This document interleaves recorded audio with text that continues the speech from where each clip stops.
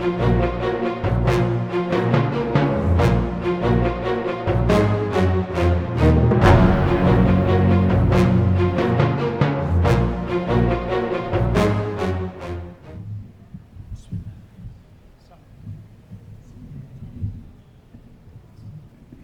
afternoon. Today, we are here for a discussion that pertains to the lives and beliefs of millions of people around the world, one that affects both Muslims and non-Muslims alike. While you may not believe in the message of Islam in the Quran, you still live in a world where 1.8 billion Muslims do. It is a fair question to know the possible threats and issues of the world in which we live. And with the threat of terrorism around the world, specifically the groups that disrupt peace and threaten lives in the name of Islam, it is essential to understand where these ideologies arise, and if they are at all related to the Holy Scripture. The question to be answered today is, does the Quran promote peace? Answering in the affirmative, we have Ayatollah Sahawat Hussain and Sayyid Atiq Ebady. Answering in the negative, we have David Wood and Robert Spencer. We would like each panelist to briefly introduce themselves to the audience, beginning with our guest panel of David Wood and Robert Spencer.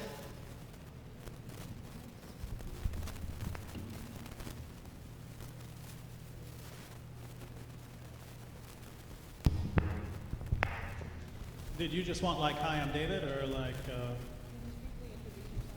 Oh, hi, I'm David. Started studying Islam because my best friend in college wanted to show me that Islam is true, and so I started studying then, and eventually he left Islam, and I thought I was done with Islam. That was the only reason I was studying Islam. And afterwards, Muslims started challenging me to debate, so I'm still involved. Hi, I'm Robert. I suppose since David told you why he started studying this, I will too. My grandparents were exiled from the last caliphate, the Ottoman Empire, for declining the invitation to convert to Islam. And I was fascinated by their stories growing up and wanted to learn about why that had happened and what exactly was going on. And so I began to read the Quran and to study, and certainly I'm sure we all can agree that if the Quran does promote peace, then there's an awful lot of misunderstanding of that among Muslims, but we'll of course discuss that soon.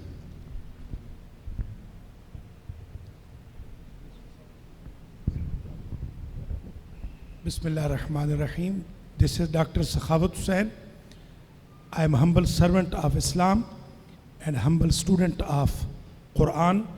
I have been promoting peace, unity among the human beings, particularly the revealed religions.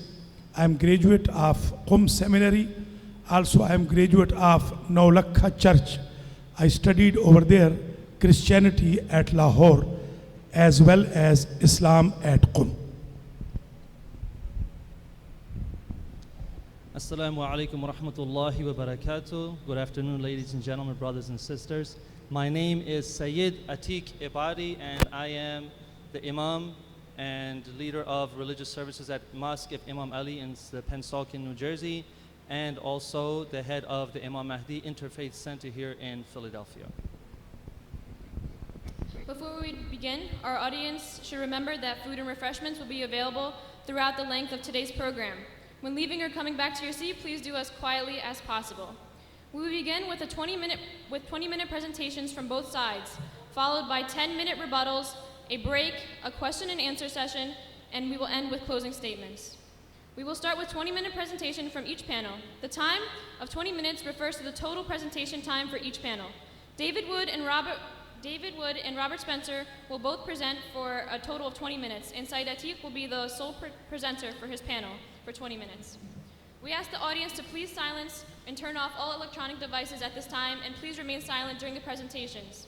You may applaud at the end of each presentation. Any interruption from the panelists or the audience will result in time being added to the speaker's presentation. I will indicate the time remaining during each presentation and when the time has ended. We will now ask our guest panel to present for 20 minutes.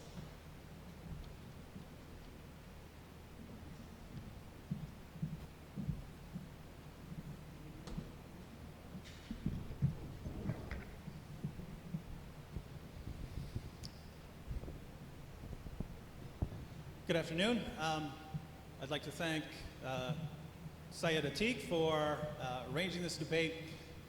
It's becoming increasingly difficult in our time to have open discussions about very difficult topics because people become very quick to start calling each other names and shouting each other down. So it's refreshing to have a Muslim organization actually challenging two handsome geniuses to come in here and argue that the Quran does not promote peace. Unfortunately, the handsome geniuses couldn't make it, so stuck with Robert and me. But my point here is that just because we disagree, and we are going to disagree, doesn't mean that we don't respect each other. And I've always respected debaters. Even if I disagree with them on every other thing, I respect the fact that they're willing to stand up here and defend their beliefs and respond to objections and criticisms. I've been studying Islam. I guess I started studying a little bit in the 90s, but that was more secondary sources. I started going through the Muslim sources, I guess 15, 16 years ago, something like that. So I've been studying Islam for a while, and I don't really see much room for confusion about the role of violence in the Muslim sources. So I'm going to sort of just give a quick overview of what I think about Islam as far as what I think that Islam teaches, and I will of course be corrected later if I'm wrong. So the word Islam, start from the basics here. The word Islam means submission. A Muslim is one who submits, and submission here refers to submission to Allah.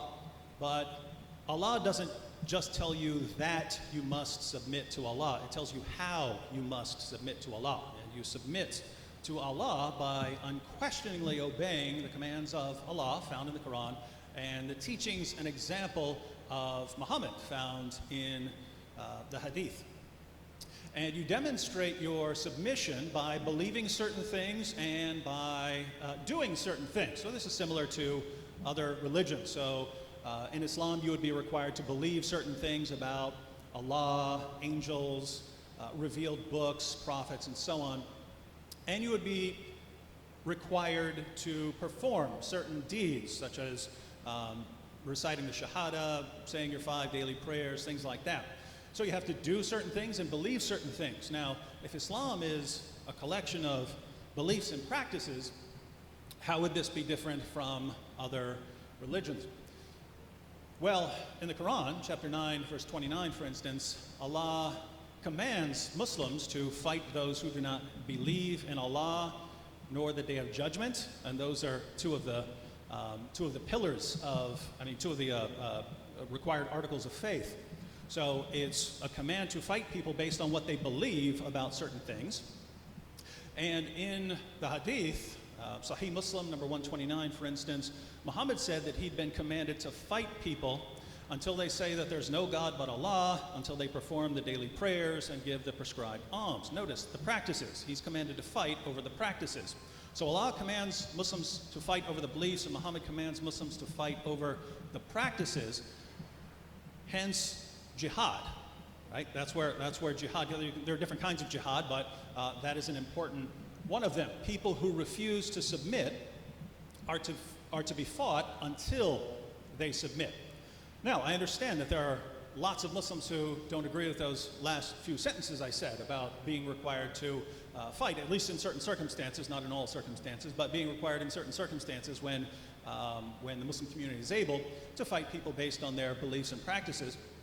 I understand there are lots of Muslims who don't agree with that, and so the question is, how do they respond to what Allah and Muhammad said in the Muslim sources? And I see three basic ways of responding. And one of the basic ways of responding is by reinterpreting commands in the Quran. So if you open up something in the Quran and you don't happen to like it, you can interpret it in some other way. Especially if it has something to do with violence. So, chapter 4, verse 34, if you fear rebellion from your wife, you can admonish her, banish her to a separate bed, and beat her. Now, when I ask my Muslim friends, what does that mean? What does it mean by, you could, as a last resort, beat her? They tell me that it means you tap her lightly with a toothbrush on the shoulder to show your displeasure. Now, my Muslim friends seem perfectly satisfied with that as a response, but I'm sitting back there wondering when I hear this, if Allah meant tap them lightly on the shoulder with a toothbrush, why not say tap them lightly on the shoulder with a toothbrush? I mean, there are perfectly good Arabic words for saying that sort of thing. So why say the thing that sounds like it's telling you it's okay to beat your wife? Why say that instead of what you really meant? And that's the problem with this response. Over and over again in the Quran, Allah claims to be perfectly clear in His commandments. So when Allah says something, Allah had all eternity to get that exactly the way He wanted, to say exactly what He was commanding you to do. So when a Muslim comes in and says, yes, what Allah said was this, but He really meant something else, it sounds like you're claiming to be more clear than Allah in His perfectly clear word. And that sounds somewhat strange to me, and it sounds strange to many Muslims. So that's one way of responding and the problem I see with it. The next way of responding is what I call the context defense. Namely that, yes, you can look at verses of the Quran and they sound violent, but if you look at the surrounding verses, you'll see that it's not violent at all, or it's promoting just fighting and self-defense.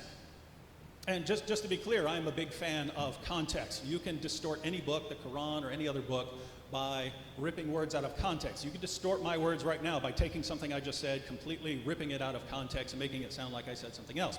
So it is a correct criticism that context is important. And there are verses where this is perfectly relevant. When people point out chapter 2, verse 191 of the Quran, slay them wherever you find them, it is relevant to point out that a verse earlier, Allah refers to fighting people who are fighting you. So that there's an ongoing fight. It's not talking about just walking out and killing someone in the street outside this church, for instance. So context is relevant, passages like that. The problem is there are other places in the Quran where you can read the context all day long. You can look at the literary context, that's the verses that come around it.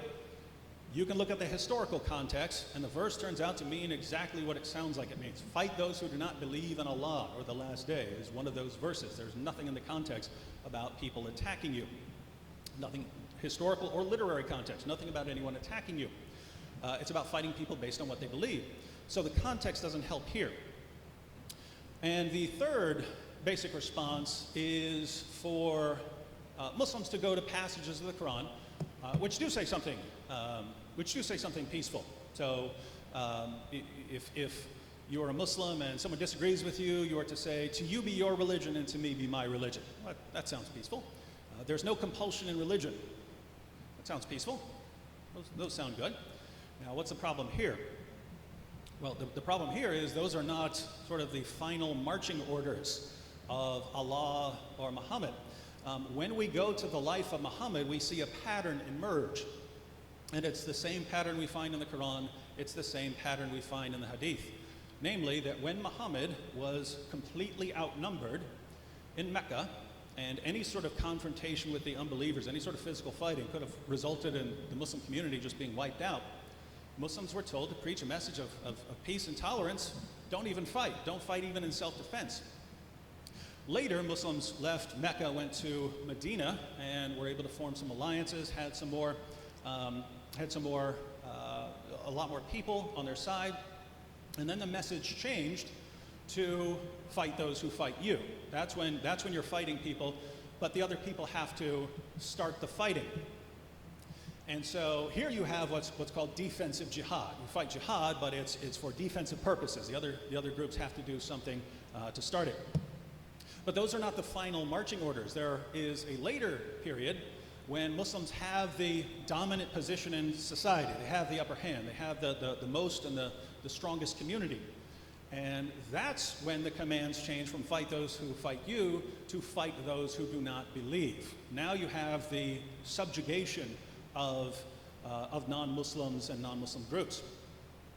So the peaceful verses of the Quran that are used to show that Islam doesn't call for violence against unbelievers, those also fall prey to the context response. You say, what's the context of there's no compulsion in religion? What's the context of these other verses?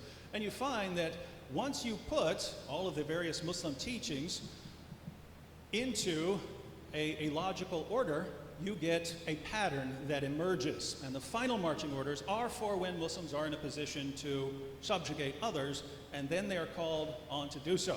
Again, I'm not saying Muslims in here agree with that, but that is what Islam teaches as far as I can tell. And to expand upon some of this, we'll have Robert Spencer.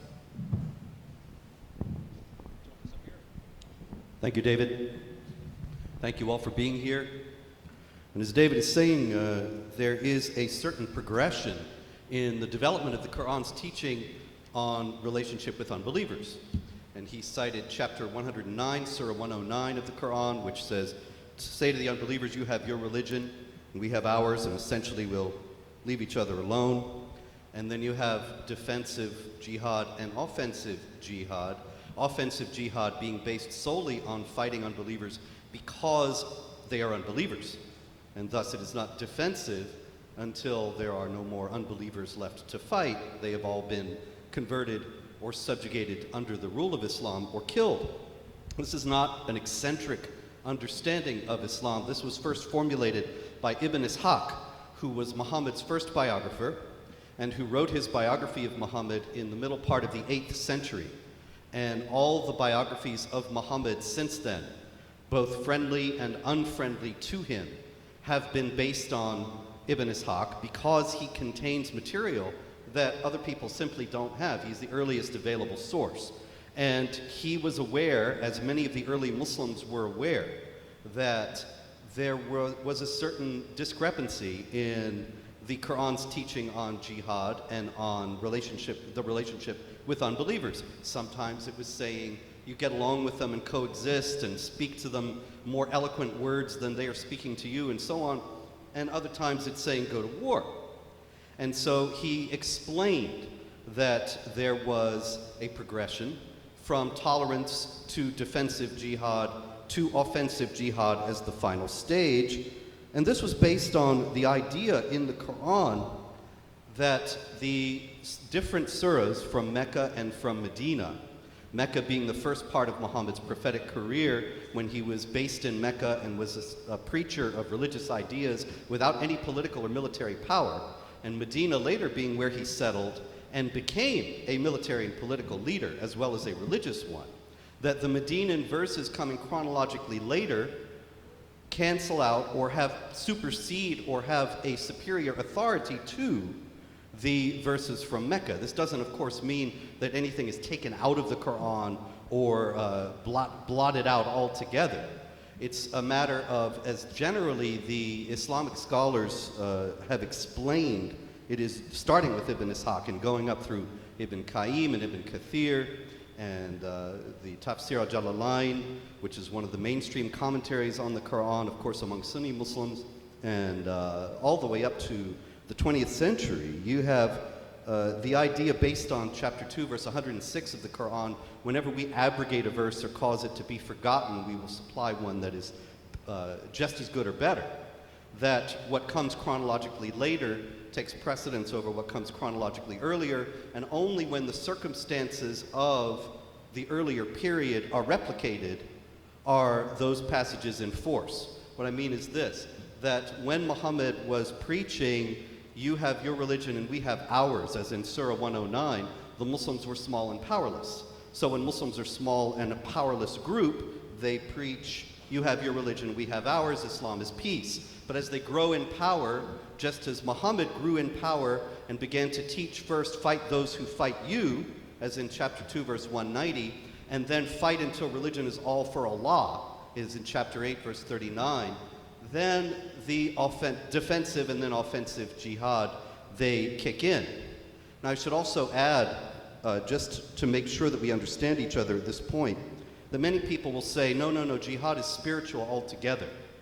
And that is very clearly something that is adamantly rejected by the Quran itself. For example, the Quran says in chapter 4, verse 95, not equal are those of the believers who sit at home, except those who are disabled, and those who strive hard, that is, wage jihad, jahada, the verb there, and fight in the cause of Allah with their wealth and their lives. Obviously, if jihad were solely, certainly jihad does have the sense of being a spiritual struggle within the soul to better oneself and bring one's life into conformity with the will of Allah. But if that were all that it was, then a verse like this would make no sense, because it's saying, strive hard. Those who sit at home are not equal to those who fight with their wealth and their lives.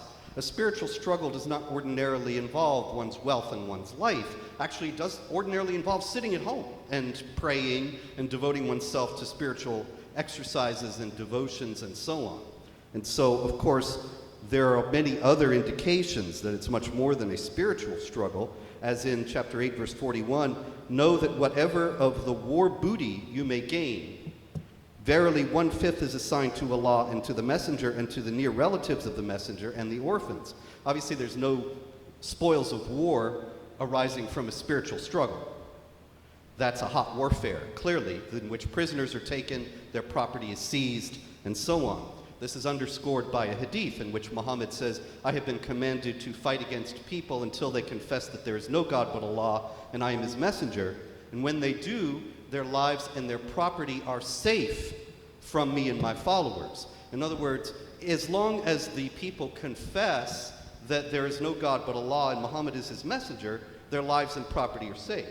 But if they do not confess that Muhammad is the messenger of Allah and there is no God but Allah, then their lives and property are not safe. They can be seized by the Muslims. And of course, the hadith are full of accounts of various occasions in which exactly that happened, and there were various controversies among the Muslims as to what they should do, how the spoils should be distributed, what should be done with prisoners of war, and so on. So the primary question here is not about a spiritual struggle, but about the nature of the warfare. And in that case, you come to something like chapter 8, verse 39 that I mentioned, where it says, fight until religion is all for Allah. And chapter 9, verse 29 that David mentioned, in which the Muslims are commanded to fight against even the people of the book, which is of course the Quran's term primarily for Jews and Christians, until they pay the jizya, the tax, with willing submission and feel themselves subdued. Now this verse is predicated by saying, fight against those who do not believe in Allah in the last day, and do not forbid what he has forbidden. So clearly the problem with the people who are being fought is not that they are fighting the Muslims. There's no mention made of that. Now, there are many other exegetes who might say, oh, well, that was the circumstances, but actually the generally understood view is that this whole passage of chapter 9 was revealed after Muhammad's expedition to Tabuk in northern Arabia, when he went up to fight against the Byzantines and found that the Byzantines had left. But the Byzantines had not attacked the Muslims. He had just went up there to fight them and exhorted the Muslims to fight solely on the basis of the fact that these people did not obey Allah and his messenger and did not forbid what he had forbidden. So as long as there remain people who do not obey Allah and his messenger and do not forbid what he has forbidden, the command to fight still remains. Obviously, while I'm sure that this view is not held by the gentleman here to my right, at the same time, unfortunately, it is held by all too many Muslims today.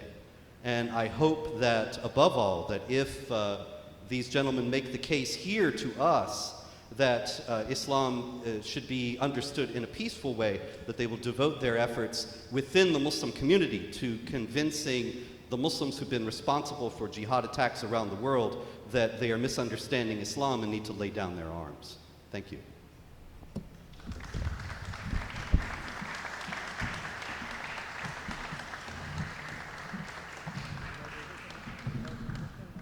Thank you. We now ask Sayyid Atiq to present his panel for 20 minutes.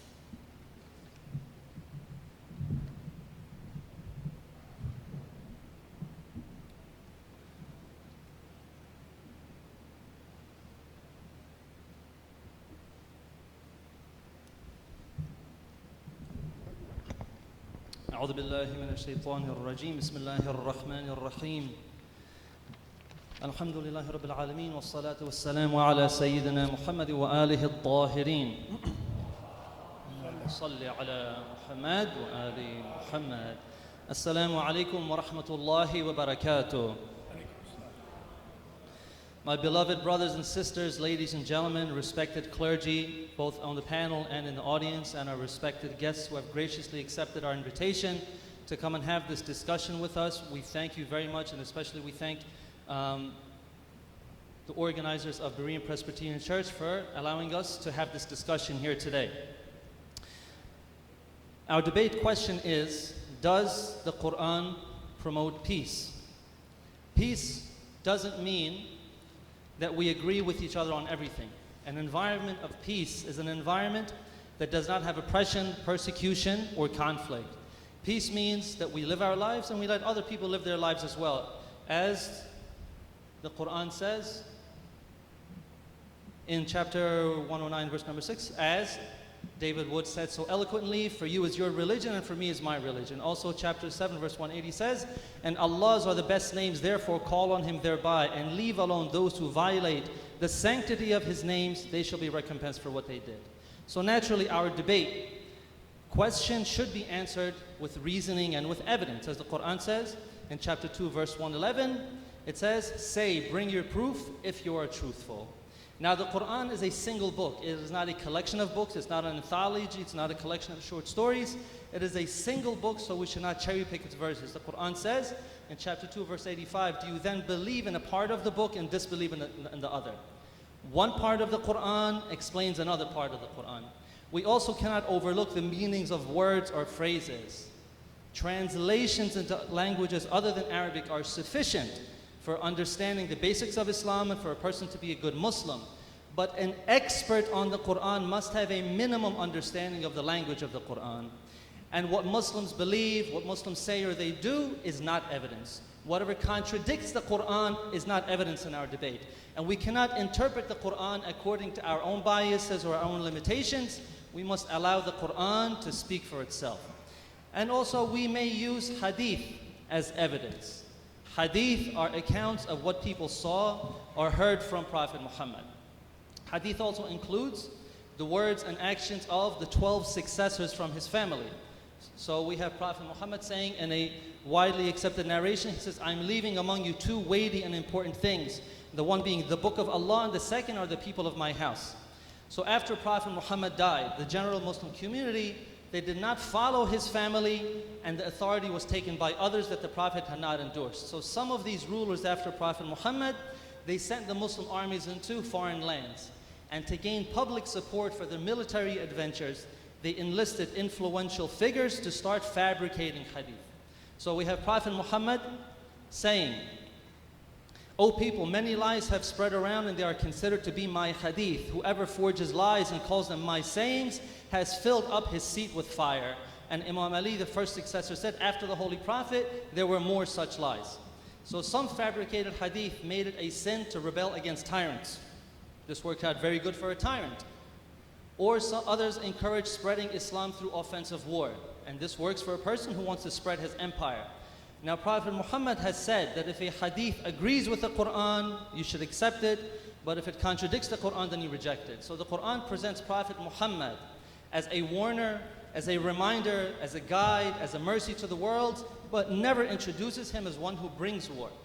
Prophet Muhammad has said that God has said, woe upon those who treacherously use religion for their worldly goals and fight those who command people to yield to justice. Woe upon those among whom the believers live frightened and hide their belief. This saying perfectly demonstrates what ISIS does today. Or he said, Allah has cursed the one who kills someone other than the one who tries to kill him, or strikes against someone other than the one who tries to strike him. And he said, a believer spending days and nights with suffering from the losses of his loved ones is better than his spending days and nights in the state of war. We seek protection from Allah against war. A man asked the 6th Imam, as we believe there are 12 Imams after Prophet Muhammad, asked the 6th Imam, I mobilized and faced the disbelievers. Should I fight them before calling them to Allah? And the Imam said, if they mobilize and fight, then you were drawn into it. But if they are people who have not mobilized and had not fought, you can do nothing but invite them to Allah. A man in another narration had acquired a sword and a horse, and people asked the 8th Imam, what that man should do. And the Imam said he should serve as a guard, but he must not fight. The people then asked, do you say that if the Romans entered the land of the Muslims, they should not stop them? And the Imam answered, their duty is to be on their guard but not fighting. However, if the center of Islam, the center of the Muslim nation and Muslims are in danger, then one must fight.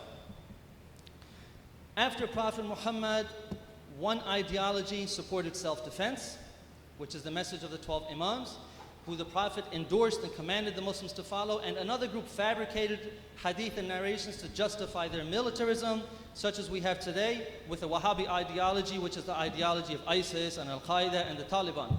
So these terrorist groups, they all follow this ideology, and this doctrine goes all the way back to those tyrants who were fabricating and making up hadith after the Prophet.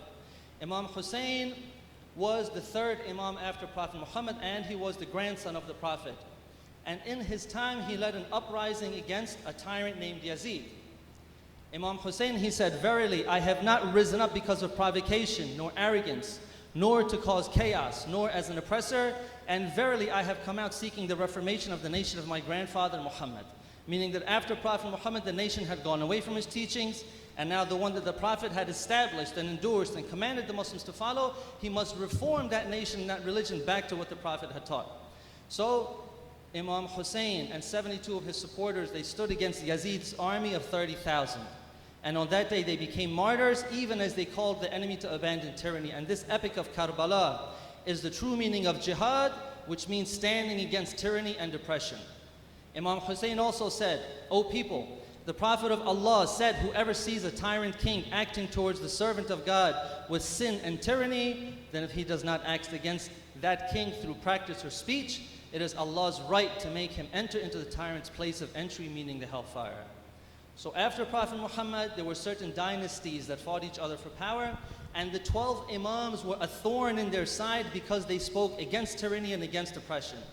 This continues today as the followers of the 12 Imams. They fight against the Wahhabi ideologies of ISIS and Al-Qaeda. And terrorists like ISIS, they hate the Shia, they hate the followers of the 12 Imam because of their call to follow these 12 Imams. And the Shias are the primary targets of these terrorists, and the Shias and the Sunnis, even today, they're on the front lines fighting and dying against ISIS. Every year, more than 20 million people, Shias, Sunnis, Christians, Hindus, people from other religions, they gather in Karbala to commemorate the sacrifice of Imam Hussain and to show their opposition to terrorist groups like ISIS. And this is the message of the 12 Imams who taught what is consistent with the Quran and what is consistent with the tradition of Prophet Muhammad. But we do not accept the hadith just because it is attributed to the 12 Imams. The Quran is from God, therefore it is infallible and perfect, but the hadith are transmitted to us through people. Therefore, a hadith cannot be evidence in this debate if it contradicts the Quran. So with this standard, the answer is a definite and absolute yes, that the Quran promotes peace through justice. One major aspect of peace is not to be forced into any belief.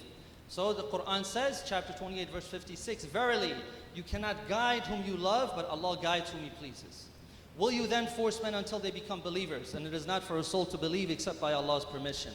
Or Allah says, call to the way of your Lord with wisdom and goodly exhortation, and have disputations with them in the best manner. Verily your Lord best knows those who go astray from His path, and He knows best those who follow the right way. And He says, for you is your religion, for me is my religion, and also there is no compulsion in religion. Or Allah also says that He alone is the one who judges people's place in the afterlife.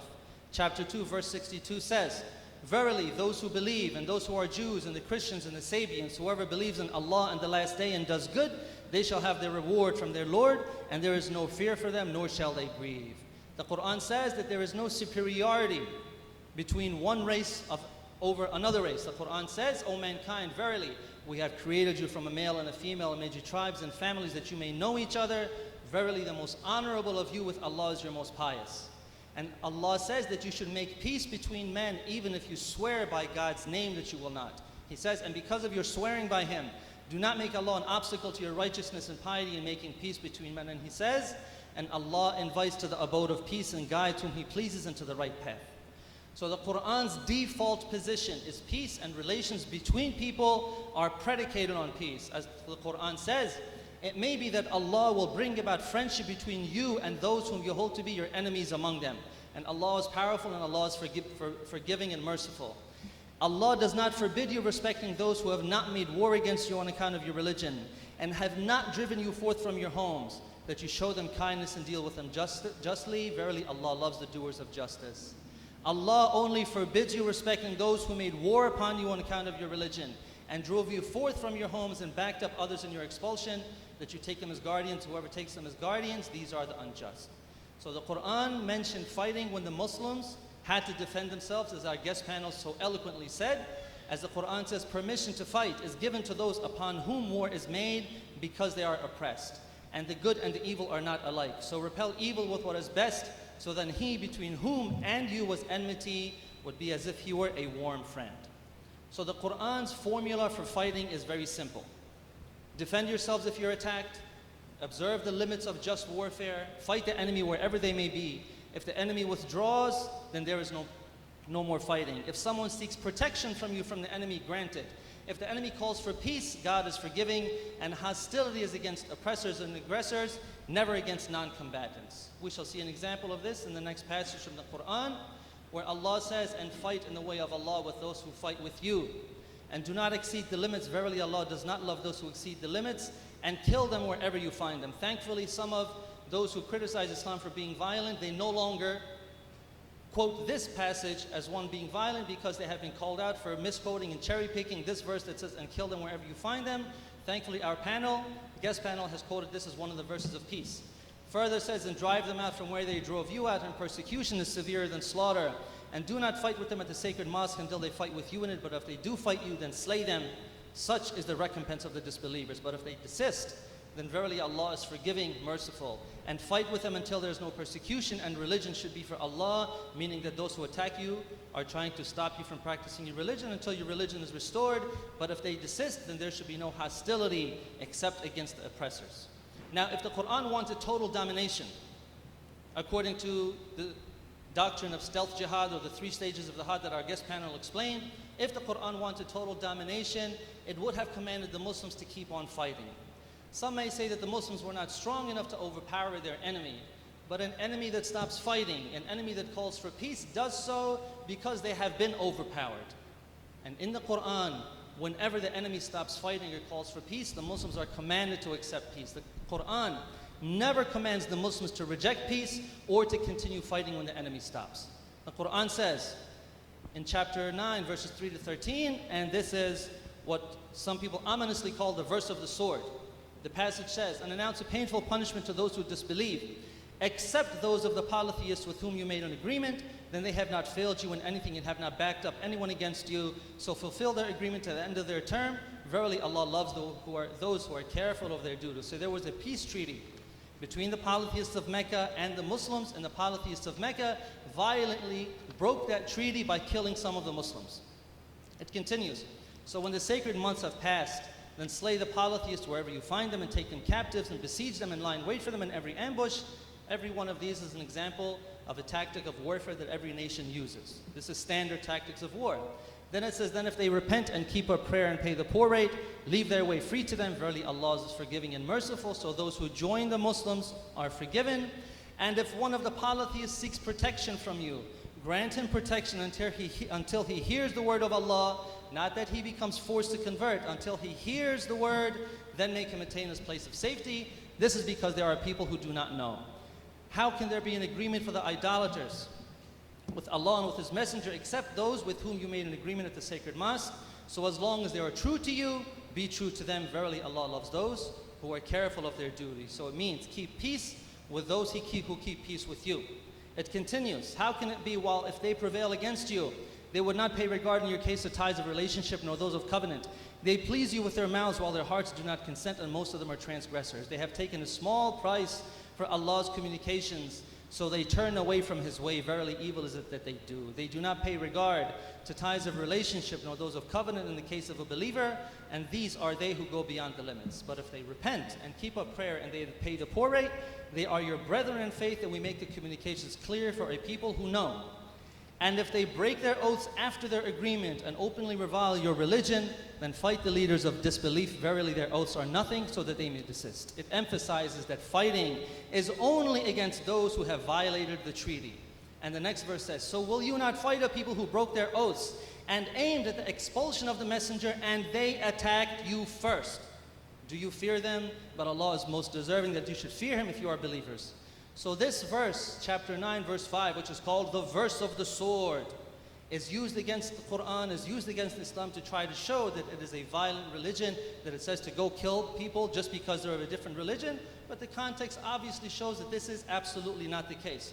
Now the Quran says in verse 929, which is another verse that is famously quoted by the anti-Islam movement, it says, fight those who do not believe in Allah, nor in the last day, nor do they prohibit what Allah and His Messenger have made sacred, nor follow the religion of truth from those who have been given the book, until they pay the tax and acknowledgement of superiority, and they are in a state of subjection. So we should make a point here. In Islam, there are two categories of things that are forbidden. Some things are forbidden like pork, and other things are what we call sacred like human life. So if I am starving, I can eat pork to save my life. But if I'm starving and someone won't give me his food, I cannot kill that person to take his food. This is the difference between what is forbidden and what is sacred. And this verse is talking about those things that are sacred. The terminology, حَرَّمَ اللَّهُ وَمَا يُحَرِّمُونَ حَرَّمَ اللَّهُ, this terminology, حَرَّمَ اللَّهُ, is only used in the Quran to refer to things that God has made sacred. By attaching the holy name of Allah to the prohibition, God emphasizes its sanctity. Verse 937 also mentions this terminology, حَرَّمَ اللَّهُ, to refer to the sanctity of the sacred months in which killing and fighting are forbidden. And there are three other places where this terminology, حَرَّمَ اللَّهُ, is used. And there are the last three verses mentioned here, which have almost exactly the same wording. And do not kill the soul that Allah has forbidden. حَرَّمَ اللَّهُ. Allah has forbidden that life to be killed, except in the requirements of justice. And all three have exactly the same wording. If this referred to all forbidden things, as our guest panel has said, that Muslims are fighting these non-believers just because they are non-believers, then the Prophet himself would have fought all of the Jews and Christians who were near him, but he did not. This did not happen. Verse 929 refers to the sanctity of human life. It calls for retaliation against those who commonly take human life like terrorists, those who do not respect the sanctity of life. And the verse is not referring to all Jews and Christians. It's not referring to all Jewish and Christian communities, but because it clarifies it by the word min, which means from.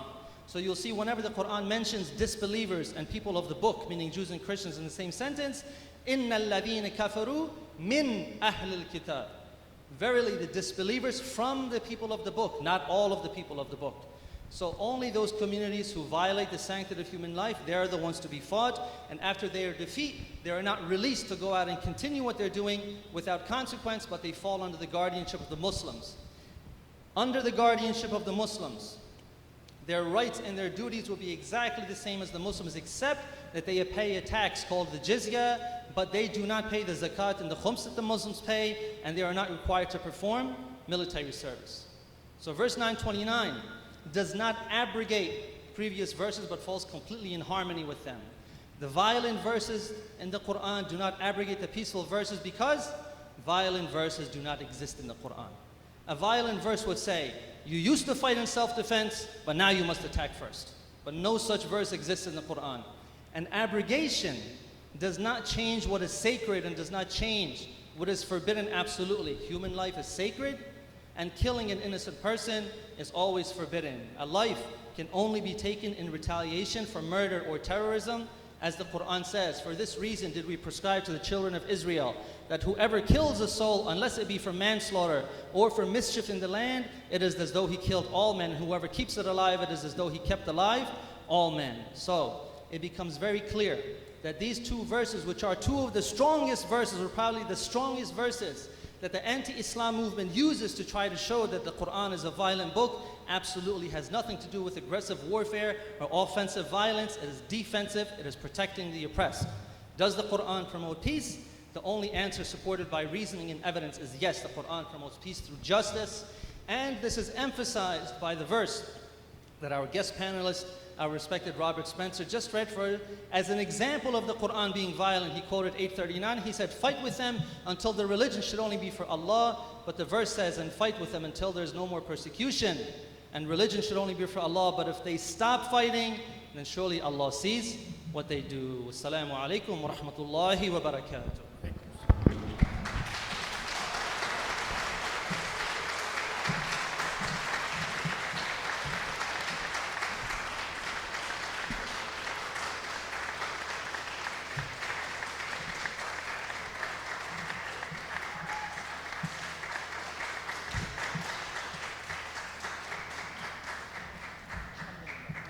Thank you. We will now ask our guest panel to give their rebuttal for 10 minutes.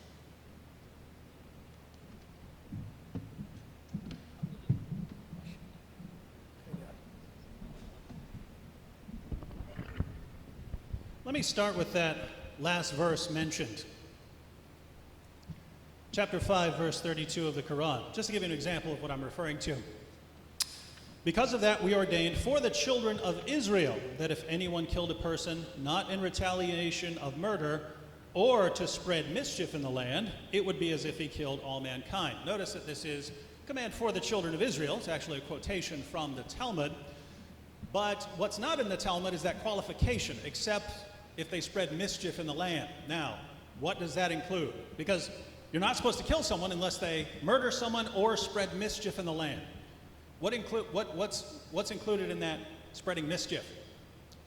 Well, it's used in the Quran in a bunch of ways, and according to Muslim scholars like Ibn Kathir, it even includes unbelief.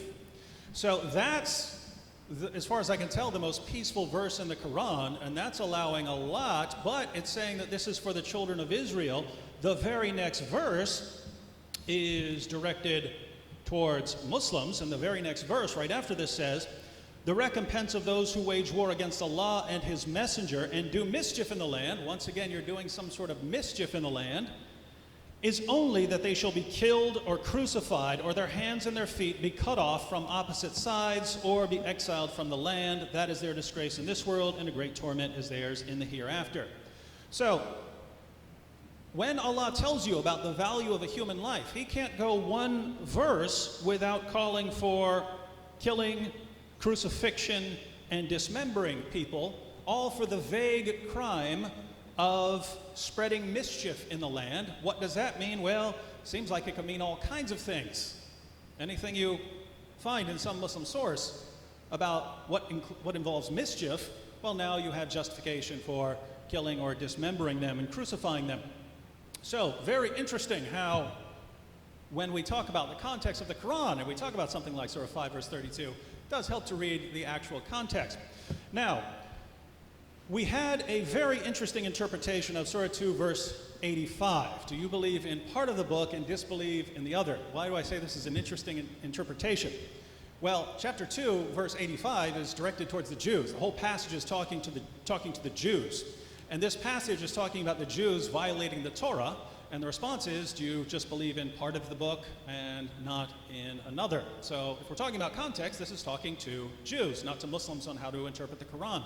Second, it doesn't say, do you follow every part of the book equally? It says, do you believe in only part of the book? We're not talking about not believing in parts of the Quran. As a Muslim, you would believe in all of the Quran. But that doesn't mean that all of them are apply equally at all times. If you are saying that, that would go against 14 centuries worth of interpreting the Quran, Sunni and Shia. Now, we heard an interesting interpretation of the Hadith, which I would agree with. If Hadith contradicts the Quran, it must be rejected. So now that would go both ways, by the way. If we find something peaceful in the Hadith that contradicts something that Allah clearly says in the Quran, then we would have to question that Hadith on those grounds.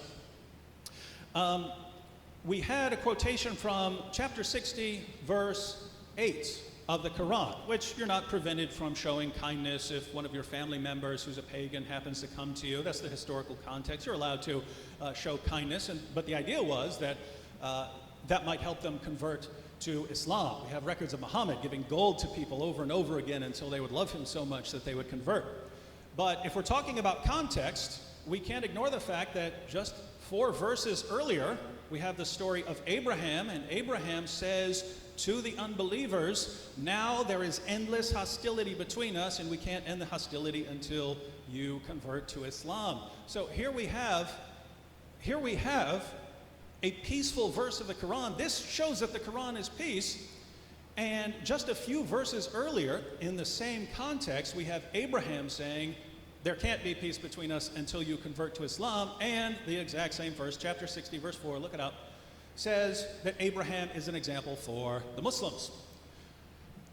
So, if, over and over again, any peaceful passage of the Quran that we turn to, we find something that really seems to contradict it, it's very easy to say, well, the peaceful part that I really like here, that's the part that applies. This other violent part, it can't mean what it sounds like it means. I have to assume that Allah means the peaceful part. My view is that Allah meant them all, right? If he's talking about showing peace towards someone in certain circumstances, Allah means that. If he says fight those who do not believe in Allah, he means that as well. The only way to reconcile these passages is as an unfolding revelation that was impacted by the situation that Muslims were in, because Muslims were in different situations during the time of Muhammad, and different rulings are going to apply.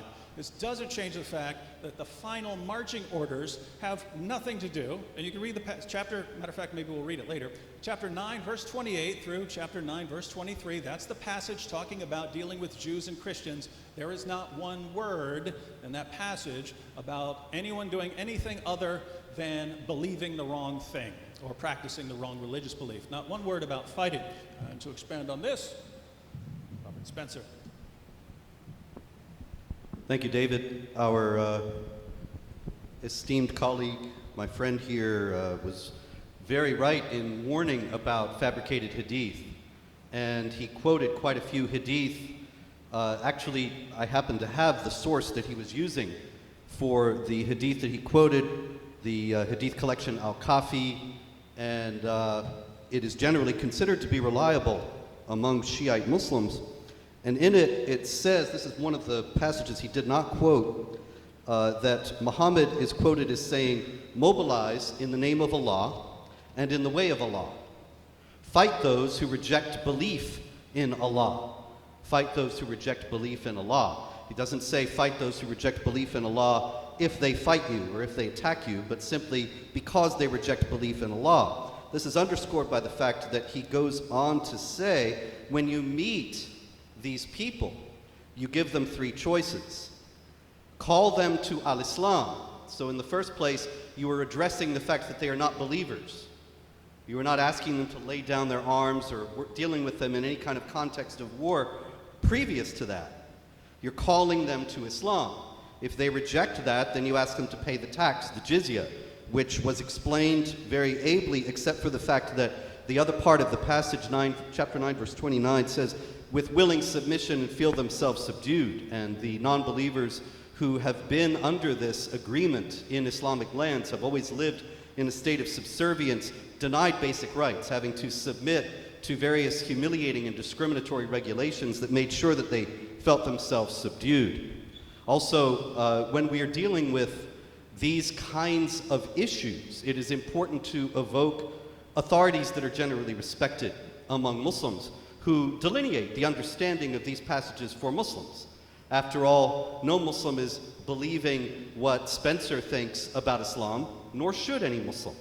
But if you were a Shiite, then of course the Ayatollah Khomeini is a highly respected figure, somebody who devoted his life to understanding Islam properly, somebody who was revered in the Islamic Republic of Iran and worldwide among Shia for his knowledge of Islam. And he, of course, said this: those who know nothing of Islam pretends that Islam counsels against war. Those who say this are witless. Islam says, kill all the unbelievers just as they would kill you all. Does this mean that Muslims should sit back until they are devoured?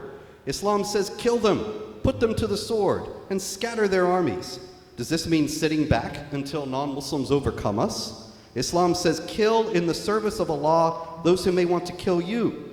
Does this mean that we should surrender? Islam says, whatever good there is exists thanks to the sword and in the shadow of the sword. People cannot be made obedient except with the sword. The sword is the key to paradise, which can be opened only for the holy warriors. There are hundreds of Quranic psalms and hadiths teaching Muslims to value war and to fight. Does all this mean that Islam is a religion that prevents men from waging war? I spit upon those foolish souls who make such a claim. Thus the Ayatollah Khomeini. And finally, Muhammad himself, also in the Hadith of Al-Kafi, the very first passage that he is in this book, this section on jihad, he says, the Messenger of Allah has said, all good things are with the sword, under the shadow of the sword, and people cannot be improved without the sword. Swords are the key to paradise or hellfire. That is not peace. Thank you.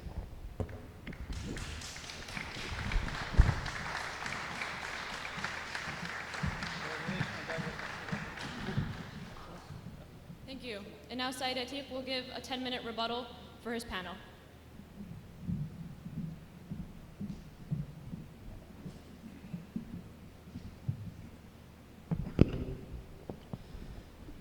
أعوذ بالله من الشيطان الرجيم بسم الله الرحمن الرحيم. We thank our guest. Okay, sorry. Can everyone hear me? If anyone can hear me, please cannot hear me? Okay. So we thank our panel for quoting a verse for us in support of our argument. So we quoted verse 32 of chapter 5, which says that if you kill one person, it's the same as you killed all people. And then they say, well, the next verse says otherwise. But first says, and he read the verse and he just glossed over the first few words of the verse that completely explain that the fighting is only allowed because of war that is made upon you. It says, the punishment of those who wage war against Allah and against His Messenger. What do you do with someone who wages war against you? Do you sit back and you ask them to please stop? Or do you have to defend yourself and act justice upon them until there's no more persecution? So we thank our guests for that. And it's a strike and a miss for every single verse that the anti-Islam movement tries to cite as evidence for the Quran being violent. It has never been proven that any of the verses are violent except by cherry picking or interpreting in a way other than how the Prophet has said to interpret the verses. And cherry picking hadith does not work either.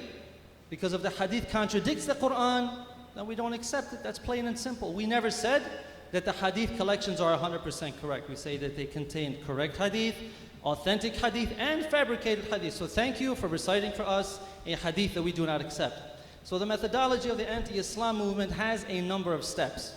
Number one is to cherry pick verses to present the Quran as violent, like verse 489. If you were to read the entire context of that verse, you would see it has nothing to do with offensive warfare. When the context is shown to be peaceful, you just jump to another verse. When there are no more verses left to cherry pick, they say that violent verses abrogated the peaceful ones. When it's shown that violent verses do not exist, well, let me go and cite a violent hadith. When the hadith is shown to contradict the Quran, then they go and cite a scholar whose opinion agrees with them. When the opinion is shown to be inconsistent with the Quran, or that it is not really saying what they say it says, then they cite Muslim rulers who invaded non-Muslim countries. When it's shown that these rulers acted against the Quran, then they try to link the Quran to Muslim terrorists. When it's shown that terrorists violate the Quran's teachings, they link the Quran to policies of Muslim majority countries. When it's shown that those countries do not operate according to the Quran, they attribute cultural practices to Islam. When it's shown that culture is not a source of Islamic teaching, they proclaim disbelief and shock at how so many Muslims could misunderstand the Quran. When it's shown that their disbelief is irrelevant because saying, oh my God, does not count as evidence, they claim that Muslims are lying through the doctrine of taqiyya. When it is shown that taqiyya does not apply, they cherry pick a verse and start this cycle all over again. So the anti-Islam movement associates the Quran with what they call stealth jihad. And one of our respected guest panelists, Robert Spencer, has a website called jihadwatch.org. And I encourage all the brothers and sisters to go and read his material and see his videos. And you will see where things are cherry-picked and misinterpreted. So the first thing says, the first step of this stealth jihad is to call for peace when the Muslims are weak. The second is to defend yourself when you're capable of defending yourself. And the third is to spread Islam by violence when the Muslims are strong. So stealth jihad only works if the Quran allows aggression. But as we have seen from every verse that we have quoted and that they have quoted, we have shown that the context completely and utterly shows otherwise. Either the context shows otherwise, or the meaning of the verse that they don't interpret properly because either they haven't read the proper interpretation or they don't understand the Arabic well enough. It shows that it is not dealing with attacking people offensively. So since the Quran doesn't allow stealth jihad, then the very idea of stealth jihad is anti-Quran. And they also rely on the concept of abrogation, which means to repeal or cancel. They say that violent verses came after the peaceful verses, so the violent verses abrogated the peaceful ones. But for this to work, the violent verses must exist in the first place. Since the Quran only allows self-defense, there's no abrogation of peaceful verses, so stealth jihad, or this three-step process of jihad, has no place whatsoever in the Quran. Even when the Muslims are called to self-defense, the Muslims must not cross the boundaries of ethical warfare, as we explained earlier in chapter 2, verse 190, and fight in the way of Allah with those who fight with you and do not exceed the limits. So, Ayatollah Sistani, who is one of the highest ranking scholars in the world of Shia Islam, he expanded on these limits in an address that he made to Iraqi soldiers fighting against ISIS. You know ISIS, the murderers and the terrorists and the rapists and the pillagers who kidnap people and take slave girls and do horrible and horrific things.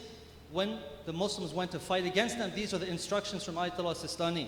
He says, God has called for jihad and has privileged the warriors. It is necessary then to learn these conditions and etiquettes of jihad thoroughly. Do not indulge in acts of extremism. Do not disrespect dead corpses. Do not resort to deceit. Do not kill an elder, a child, or a woman. Be attentive to the sanctity of the human souls. Be attentive to the sanctity of the lives of those who do not fight, such as the weak, the children, the women, even from families of those who fight with you. Do not accuse others of blasphemy, which could then lead to their death. Never inflict harm on non-Muslims, regardless of their religion and sect. The Muslim must protect his non-Muslim neighbors in the same manner and vigor as he would when he protects his own family. Do not steal the money of others. Do not disrespect the corpse of the dead. Do not violate the sanctity of their women and houses. Do not enter their homes. Do not verbally abuse their women. Do not insult their honor, even if your enemies abuse your women and insult your honor. Do not deprive any people who do not fight you of their rights. Know that most of those who fight you are victims who have been led astray by others. Let your righteous actions, your just conduct, and your sound admonition serve as an example for them. Do not resort to oppression. It may be the case that when you adhere to good conduct and discipline, you suffer losses. Nevertheless, this is more spiritually rewarding. Show compassion towards them like you do with your own. Remember God at all times, and remember that one day you will stand before Him. Strive to act in the same righteous manner as the Prophet and his descendants in times of war and peace. Do not perform an action that will be the cause of your spiritual destruction. Unite, come together, and overlook your differences. Everyone must let go of sentiments which carry hatred and bigotry. So they also quote what is called taqiyya. Taqiyya, as we said, means hiding one's faith to avoid death, injury, or property, or loss of property. They say that Muslims claim to be peaceful, but they're hiding their true plan to overpower you. Taqiyya is in the Quran, and every reasonable person would agree that lying to protect your life and to protect yourself against oppression is morally justified. The Quran says, he who disbelieves in Allah after his having believed, not he who was compelled while his heart is at rest on account of faith, but he who opens his heart to disbelief, on these is the wrath of Allah. So this verse was revealed about one of Prophet Muhammad's companions, Ammar ibn Yasir. The polytheists of Mecca captured Ammar and his parents and told them to reject Islam. Ammar's parents refused to reject Islam, so they were executed, but Ammar rejected Islam to save his life while his faith was pure at his heart. There is a narration about the period when the Shias were under persecution, as they are today in many countries. The narration says, once I said to Abu Ja'far, one of the 12 Imams, 2 of the people of Kufa were arrested, and it was said to them, denounce and reject Ali, who was the first Imam. One of them rejected and the other one did not reject. The one who rejected Imam Ali was released, and the one who did not reject him was killed. The Imam said, the one who denounced and rejected Ali was an expert of the law of his religion, and the one who did not denounce was in a hurry to go to paradise. Meaning that he understood that protect his life is more important than verbally saying something that is against your faith, because the faith is pure in his heart. Another verse about taqiyya, which is quoted by Muslim critics or critics of Islam, is chapter 3, verse 28, let not the believers take the disbelievers for guardians rather than believers, and whoever does this, he shall have nothing of the guardianship of Allah, except that you are guard against them, guarding carefully. So it means that Muslims should not take disbelievers as their religious authorities, just like the non-believers would not take the Muslims as their religious authorities, except to protect yourselves from harm, which makes absolute sense. If you have to say something, you have to profess something to protect your life, to protect yourself from injury, to protect your family, this is reasonable. And the word awliya in this verse means masters or guardians in religion, as the Quran says in chapter 5, verse 55, verily your wali, your master, is Allah, His messenger, and those who believe, those who keep up prayers and pay the poor rate while they bow. So the anti-Islam movement cites taqiyya to brand Muslims as liars, but there's absolutely no basis for this or any of their other arguments in the Quran. Assalamu alaikum.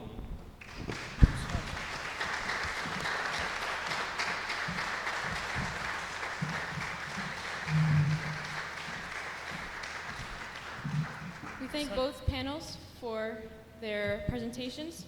We will now have a 20-minute break followed by a question and answer session. We recommend that the audience use this time to prepare questions for either panel. Note cards and pens will be distributed. Please indicate which panel your question is which panel your question is for, and please be concise, and questions should be related only to today's topic. Return your question cards to any of the volunteers circulating around, and we will reconvene in 20 minutes. And we ask all audience members to be in their seats so that we can begin promptly. Thank you.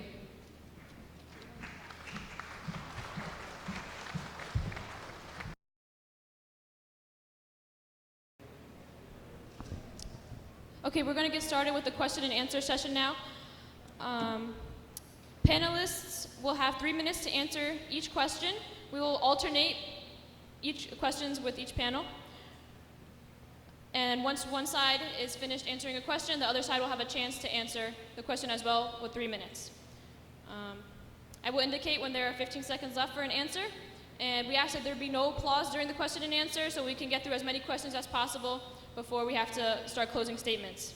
So for the first question is for our guest panelists, and it says, if the majority of Muslims are nonviolent and one splinter group, i.e. ISIS or Al-Qaeda, can only the logical conclusion be that the minority is in the wrong with the skewed interpretation of the Quran? Well, as far as Islam is concerned, and this will be the same with anything else, it wouldn't matter if every Muslim in the world were the most peaceful person in the world. That would not change what Allah and Muhammad said 1,400 years ago. Or if every Muslim in the world were a terrorist, that would not change what Allah and Muhammad said 14 centuries ago. So Islam is defined by Allah and Muhammad in the Quran and the Hadith. It's not determined by majority vote today. If I said, well, lots of Christians are mean, so Jesus didn't teach love your enemies. What Christians do has no impact on what Jesus did. They're not building time machines and going back and changing the teachings. And so if we're talking about what Islam teaches, then we don't look to what Muslims are doing, although it's certainly relevant and might spur our interest to go and look at what Islam teaches. But I do object to the claim that it's only one tiny little splinter group. Did you want to comment on that, Robert? Yeah, actually, there's ISIS, there's Al-Qaeda, there's Boko Haram, there's Abu Sayyaf, there is Jamaat Islami, there is Hezbollah and Hamas. There are armed jihad groups all over the world, on every inhabited continent, and they all point to the Quran and the teachings of Muhammad to justify what they do. One question we would have is if this understanding of Islam, represented by what we've heard today from the other side, is the correct one, then why is it that so many Muslims don't get it? 30,000 Muslims from around the world believed in ISIS enough to go from their countries, from 100 different countries around the world, to join ISIS in Iraq and Syria. Why is it that they were not taught properly? Why is it that they're in their local mosques and from their parents who were Muslims, they didn't learn the true peaceful Islam? Why is it that Islam has failed so spectacularly to communicate this message of peace to so many tens of thousands of Muslims worldwide? Why is it that all these people who misunderstand Islam misunderstand it in the same exact way, as to think that it mandates warfare against unbelievers, and that you can find Muslims waging war against unbelievers throughout the history of Islam? These are questions that actually show that the idea that Islam teaches peace is based on a very weak reed that has no foundation in Islamic tradition. Or otherwise we would see large-scale movements not just not joining ISIS, but actively fighting against it. And yet Muslims against ISIS groups and demonstrations have always gotten like 25 or 50 people, whereas demonstrations against cartoons of Muhammad or things like that get tens of thousands.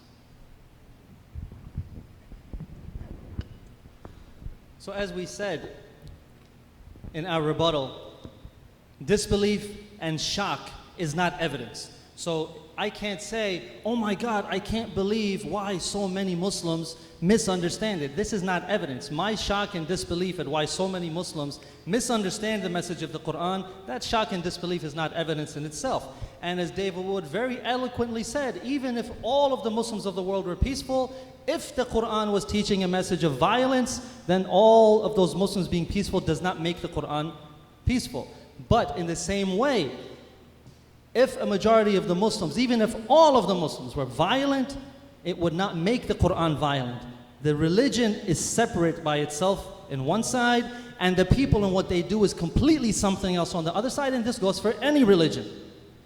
What Christians or Muslims or people of any religion have done in the past is not a reflection of the religion itself. The religion is completely separate. So we do not say that just because the majority or a minority of people do something that is what determines what the scripture teaches. No. Truth is not determined by the majority. Truth stands by itself no matter how many people believe it. So as we said, there is absolutely no verses of violence whatsoever in the Quran, and all of the verses that they have constantly been quoting. For example, one of the verses that is famously quoted as being a verse of violence is chapter 4, verse 89. Which says, they desire that you should disbelieve as they have disbelieved, so that you may all be alike. Therefore take not from them guardians until they fly in Allah's way, but if they turn back, then seize them and kill them wherever you find them. So they quote this verse, they cherry pick it, but they do not read the verses before which say, and what reason do you have that you should not fight in the way of Allah and of the weak among the men and the women and the children, those who cry out and say, our Lord, cause us to go forth from this town whose people are oppressors, and give us from yourself a guardian, and give us from yourself a helper. So the first verse says there's people being oppressed and they're crying to you for help. Why don't you go and help them? Then the verse says go and fight them. And then the verses afterwards, just as the passages before, they qualify and they limit. It says do not cross the limits. If they ask for peace, you respect that. But if they do not ask for peace, then you fight for justice. 40 seconds.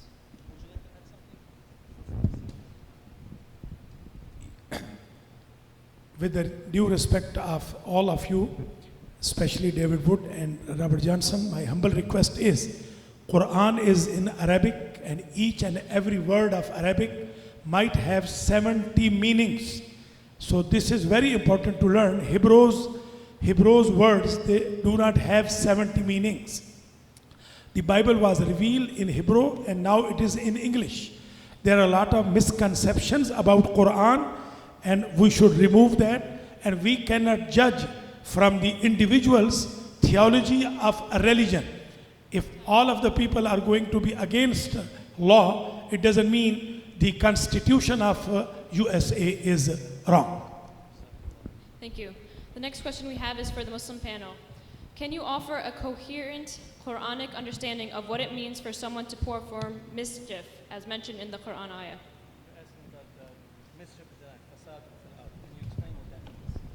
As I said earlier, fasad doesn't mean only the difference. Fasad doesn't mean the difference of opinion. That has a word, ikhtilaf. Fasad means to create something wrong which causes the terrorism, وَقَاتِلُوهُمْ حَتَّى لَا تَكُونَ فِتْنَةٌ. Fitna, al-fitnatu akbaru min al-qatl. Even Quran says this mischief is worse than killing. If terror is going to be promoted, so every government and every religion follower will be against those terrorists. This is not against the difference of opinion. So just to quickly clarify the words that he was using, fasad, in the verse that is quoted so oftenly by saying there is a phrase which is used in many verses of the Quran which says, and those who make mischief in the land, وَيُفْسِدُونَ فِي الْأَرْضِ, they make mischief in the land. What he was explaining is that this mischief does not mean the difference of religion, but it means fitna, which is, means persecution, and the Quran says that persecution is worse than slaughter. Because if I, God forbid, were to kill someone, that's one person being killed. But if I establish persecution, that means that's murder, and massacres become widespread among the entire society. This is why persecution is worse than slaughter, and that mischief that is being talked about means persecution. Now our guest panel will have a chance to answer. Yes. First, on the sort of obvious level, if it meant persecution, again, there are perfectly good words for saying persecution. By saying mischief in the land, that leaves the door open for anything you want to say happens to be mischief in the land. And again, don't take this from me. Ibn Kathir says that the phrase can even refer to unbelief in the land. You're just an unbeliever. Well, that's mischief in the land. This is supposed to be a Muslim land. And this is not, I'm not quoting the Al-Qaeda handbook here. I'm quoting the most respected Sunni commentator of all time. And I know most of the Muslims here aren't Sunnis, but still, if the word were just clear, we wouldn't have this problem. If it had been those who oppress you or those who persecute you instead of those who make mischief in the land. And the reason this is relevant is because Sayyid Atiq earlier quoted Surah 532, then I quoted Surah 533 as a response, and he says, but it talks about making warfare against Allah and Muhammad, but that's the idea. How do you make warfare against Allah? Somewhere else, right? I mean, it's not talking, you don't march an army against Allah, you would do what? Well, there are Muslim commentators who say it includes opposing Sharia, standing in the path of Islam, all sorts of things. And that's my real point. If you want to interpret mischief, you can interpret mischief as whatever you want. But by not making any sort of clear term, the door is wide open to say, oh, we get to kill people who make mischief. That Christian over there is making mischief, he just preached the gospel. That Jew over there is making mischief, he didn't, he ate the wrong thing or something like that. So, big problem. Just to support what David is saying, the Islamic Republic of Iran, which of course follows 12 or Shiite Islam as its official religion, has charged numerous converts from Islam to Christianity with mischief in the land and imprisoned and tortured them as a result. And that's their only crime. Their crime is unbelief. And so it's very clear that the Ayatollahs who are learned in Shiite Islam, who lead the Islamic Republic of Iran, understand mischief in the land as involving unbelief and not simply regarding persecution by unbelievers against the Muslims. Okay. It says, directed to both Mr. Wood and Mr. Spencer, how long have you studied the Quran, and have you ever consulted someone from the Islamic community to go over the text? There are lots of books out there on Islam. I've read almost none of them if they're modern books. That is how I actually started. I was taking a class on Islam in college. I was majoring in philosophy with an emphasis in religious studies, so we had to study Islam and study modern books. But afterwards I started studying the Quran and the Hadith, and since then I've relied almost completely on Islam's most trusted sources. So the Quran, the Hadith, the earliest biography, Ibn Ishaq, and the most respected Islamic scholars of all time. So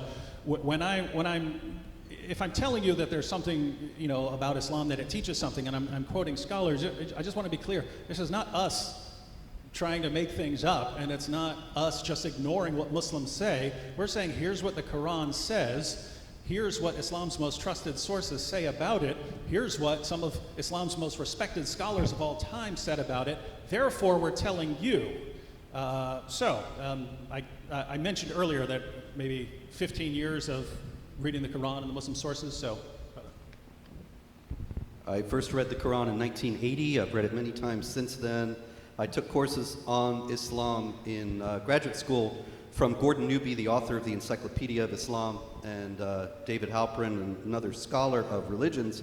But mostly, like David, I read the Quran, I read Bukhari and Muslim, the Sunni Hadith, as well as Ibn Majah, Tirmidhi, and some of the other major Sunni Hadith, as well as some of the principal Sunni tafsir, the commentaries on the Quran, Ibn Kathir, Tafsir al-Jalalain, Qurtubi, and others. I've also studied Islamic jurisprudence, particularly the Ulum al-Quran of Ahmad van Denver, a German convert, and the Umdat as-Salik Sunni Shiite, the Shafi'i Fiqh from Cairo, from Al-Azhar, and many, many other books trying to represent the majority understanding, the mainstream understanding of what Islam is, and to explain when the jihad terrorists cite Quran and Hadith as they do, and they explain what they're doing on the basis of what the Quran says and what Muhammad says, what exactly is in there, what is in the tradition. And this is what I have, in many books, been dedicated to revealing and to making clear to people. It's not here, again, just as David said, not my opinion, but the opinion of mainstream Islamic scholars, both contemporary and throughout history. Before I enter into this answer, it is very necessary to clarify that the individual's activity doesn't represent theology of the religion. So this is one of the important reasons Muslims are being defamed. If there is any terrorism by a Muslim, they say this is Islamic terrorism. And if a Christian does this kind of activity, they say it is Christian, doesn't say Christianity's terrorism. I regret both Christianity and Islam. They do not promote or teach terrorism. And terrorism or peace, they are different schools of thought. Most of the Muslims, including Sunnis, they are not terrorists. They are peaceful, and Islam is the religion of peace. Quran is the book of peace. Let me get to this answer. If you want to become a scholar, a clergy in Islam, you have to properly go to the seminary. If I say I am postdoctorate education and I do not have any degree, so I cannot be titled as doctor until I get degree from the university. If someone wants to become a scholar, should study all the Arabic grammar, all logic and philosophy, all ilm badi', ilm ma'ani, bayan, etc., and then can go into the interpretation of the tafsir. Only studying of the tafsir or studying of the Quran, it doesn't indicate that a person is scholar now.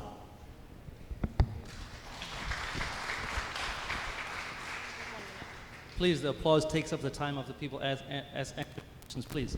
So very quickly, in the few seconds that are left, I would just like to say that when we say, why is it that so many Muslims misunderstand the Quran and think it's violent? Well, it's very clear to us. We read it exactly as it's read, we read it in the context, we don't cherry pick or misinterpret. So why is it that we understand that it's peaceful? Isn't it possible that we have the correct interpretation?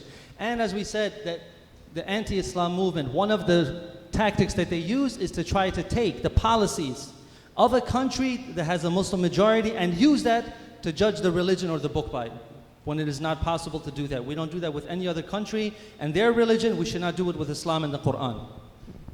Thank you. The next question is, you mentioned that the hadith that are used to interpret the Quran are not taken by the Shia as authentic. What is the process used to determine which hadith is authentic and which is not? First of all, if hadith is against the education of Quran, Prophet himself told us to reject it. فَضْرِبُوهُ عَلَى الْجِدَارِ. There is another very important issue that Prophet said, it is in the beginning of Muslim Sharif, that kasura alayyal wadha'un. There are a lot of people who are spreading fake statements on behalf of me. And in the end of the world, they will be even increased. So I will humbly request all of you, especially those who are seeking and researching Islam, do not go behind any hadith. You have to check in Ilmul Rijal whether the chain of the quoters, chain of the traditionals, they are honest or they are not honest. So one of the most basic criteria for the hadith being correct is the one that we mentioned earlier, which is that if the hadith is consistent and agrees with the Quran, it's possible that it will be correct and we should accept it. But if it contradicts the Quran, then it does not become a part of Islamic theology or Islamic law or Islamic ethics. So in the same way that we should not cherry pick verses of the Quran, we shouldn't just jump to a book of hadith and say, well, this one looks like it supports my argument, so I'm going to use that one. Or this one goes against me, so I'm not going to use that one, I'm just going to completely avoid it. We have to see which one actually agrees with the Quran and the other criteria that are very important as well, and then determine whether it's true or not. Thank you. Well, that's how things work in theory. In practice, in actuality, it goes something like this. We go to the Quran, we decide how we want to interpret the Quran, then we go and find hadiths that line up with our interpretation and throw out hadiths that don't line up with our interpretation. That's how things actually tend to work in Islam. Let me give you an example. We've quoted chapter 9, verse 29 of the Quran, fight those who do not believe in Allah nor the last day. That sounds like it's saying, again, unless you have some reason to interpret it otherwise, it sounds like it's saying exactly what it says, fight those who do not believe in Allah nor the last day.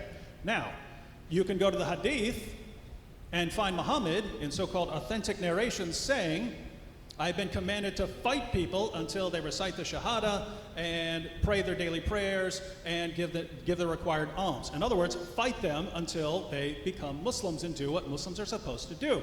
So you would say, oh, here's what this verse sounds like, and I find Muhammad saying the exact same thing, so this is how Muhammad is interpreting it. Obviously, Muhammad knows how to interpret the Quran. Therefore, since this passes all the criteria of an authentic hadith, this is an authentic hadith. That's how things would work in my mind. But in actuality, especially if you're a Muslim in the West, it would go something like, Allah says in the Quran, fight those who do not believe in Allah. He doesn't mean that because he says other things elsewhere. Therefore, he can't mean that. Therefore, when Muhammad says in the hadith, in a so-called authentic narration, I've been commanded to fight people until they recite the Shahada and do the Islamic things, it can't be an authentic hadith. We have to throw that one out. That's how things tend to work in practice. And that's why we're going to have some disagreements here, because it seems everything's coming down to a particular interpretation of the Quran deciding our methodology rather than the methodology deciding what the Quran means.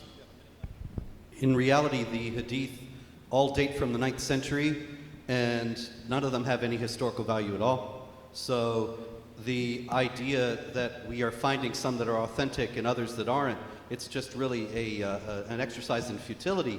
But in Islamic theology, if they have an isnad chain, the chain of transmitters going back to people who knew Muhammad, and that chain is unbroken and all the narrators are reliable, then it's considered authentic. And there are authentic collections. There are 6 authentic collections of hadith among the Sunnis, and then among the Shia there are other collections that are deemed authentic that are generally accepted. I have one volume of Al-Kafi here, and the general consensus is that if a story is in one of those volumes, then the presumption is that it's authentic. It only becomes inauthentic when it becomes inconvenient as a point of debate because it illustrates that Islam is enjoining violence. And then it's deemed inauthentic in a debate setting. But ordinarily in Islamic tradition, these things, if they're in the authentic hadith, then Muslims consider them normative for Islamic law. Thank you. Due to the lack of time, we're going to have to stop there with the questions and move on to the closing statements portion of the debate. We're going to ask now for our guest panel to have 10 minutes to present their closing statements.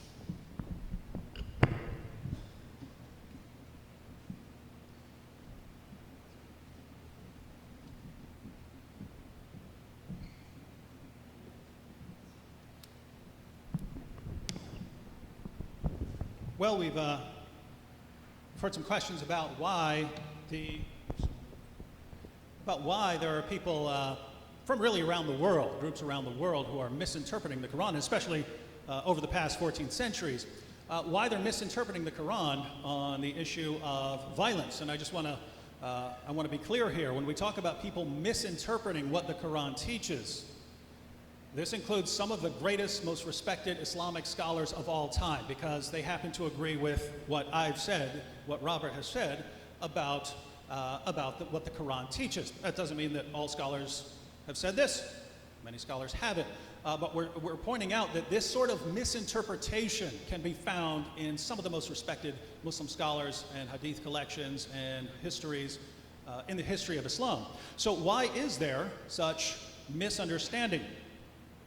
Well, let's go ahead and read a passage very quickly, and this is the conclusion, so we'll conclude with this. I'm going to go ahead and read the entire passage in context of Surah 9, verse 29. We'll start at verse 28, where Muhammad had declared that the pagans can no longer take the pilgrimage to Mecca, and the Meccans were worried, where are we going to get money from now? Because they got a lot of money from the pagans and polytheists coming to Mecca for the pilgrimage. So, verse 28, this begins the passage, begins with, O you who believe. O you who believe, truly the pagans are unclean, so let them not, after this year of theirs, approach the sacred mosque. And if you fear poverty, if you're worried about losing money from not having the pagans there anymore, soon Allah will enrich you, if He wills, out of His bounty, for Allah is all-knowing, all-wise. So Allah is going to enrich them to make up for the lost money. How's He going to enrich them? Next verse. Fight those who believe not in Allah, nor the last day, nor hold that forbidden, which hath been forbidden by Allah and His messenger, nor acknowledge the religion of truth from among the people of the book, Jews and Christians, until they pay the jizya with willing submission and feel themselves subdued. Notice, every criticism offered against the Jews and Christians there, and justification for fighting us, has to do with what we believe or what we do. So the question here is, but I thought, according to Surah 2, verse 62, as Sayyid Atiq quoted earlier, I thought Jews and Christians were fine with Allah. We're believers too, right? Next verse. The Jews call Ezra son of God, and the Christians call Christ the Son of God. That is a saying from their mouth. In this they but imitate what the unbelievers of old used to say. Allah's curse be on them, how they are deluded away from the truth. Notice it's condemning us for what we say about Jesus. Well, where is the self-defense here? Why are Muslims commanded to fight if it's all about what we believe and what we say? Maybe it's in the next verse. They take their priests and their rabbis to be their lords in derogation of Allah. And they take as their Lord Christ the Son of Mary, yet they were commanded to worship but one God. There is no God but He. Praise and glory to Him. Far is He from having the partners they associate with Him. Nothing there. Maybe the next verse.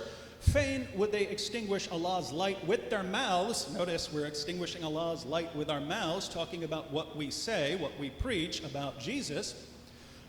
Fain would they extinguish Allah's light with their mouths, but Allah will not allow, but that His light should be perfected, even though the unbelievers may detest it. Well, Allah is not going to allow us to extinguish His light with our mouths. What's He going to do? Next verse. It is He who has sent His messenger with guidance and the religion of truth to prevail it over all religion, even though the pagans may detest it. That's the end of the section. So Allah sent Muhammad to stop us from extinguishing Allah's light. How is Allah going to stop us from what we say, from what we preach, from extinguishing Allah's light with our mouths? That's the entire passage, 929. Fight those who do not believe until we pay the jizya, feel ourselves subdued. We are subjugated until we're not allowed to preach. As we're not allowed to preach in countries like Saudi Arabia, governed by Sunnis, countries like Iran, governed by Shias. So, why are so many people misinterpreting the Quran? Because Allah claims over and over again in the Quran, like a beating drum, that He is perfectly clear in His commands. We go to a passage like 929, we look for any hint of self-defense, we can't find it. Now, can you say, oh, well, we go to these earlier Meccan chapters or whatever, and you have to interpret it in the light of that, and you have to go to the Arabic and become a scholar and all this? That's not what Allah says. He says it's clear in His commands. And if it says something different in earlier revelations, you don't say, well, now this one isn't clear anymore, therefore we have to go to some earlier revelation. Allah says in the Quran, chapter 2, verse 106, his method of interpretation is one of abrogation. And so I see two possibilities here. First possibility is that Allah means what he says. When he says that his revelations are clear, that that later revelations can abrogate or cancel earlier revelations, and therefore, when he says something peaceful, that's exactly what he means in that historical context. When he says fight those who do not believe, that's exactly what he means in that sort of situation. So Allah is clear. That's one possibility. If that is the correct interpretation, then the Quran does not promote peace. The other possibility is that Allah is really trying to promote peace, but he keeps saying things like fight those who do not believe, and he's laid down abrogation as his method, and we go to all these other Muslim sources and they talk about fighting people based on their beliefs. And so it's if Allah doesn't mean this, but he's made the only sort of coherent interpretation, one where you have certain stages, and once you have the final stage, then you violently subjugate people in the name of Allah. If that's the only coherent interpretation, then even if Allah meant something else, he didn't say it very clearly. In which case, the Quran still does not promote peace, because Allah accidentally said a bunch of very violent things.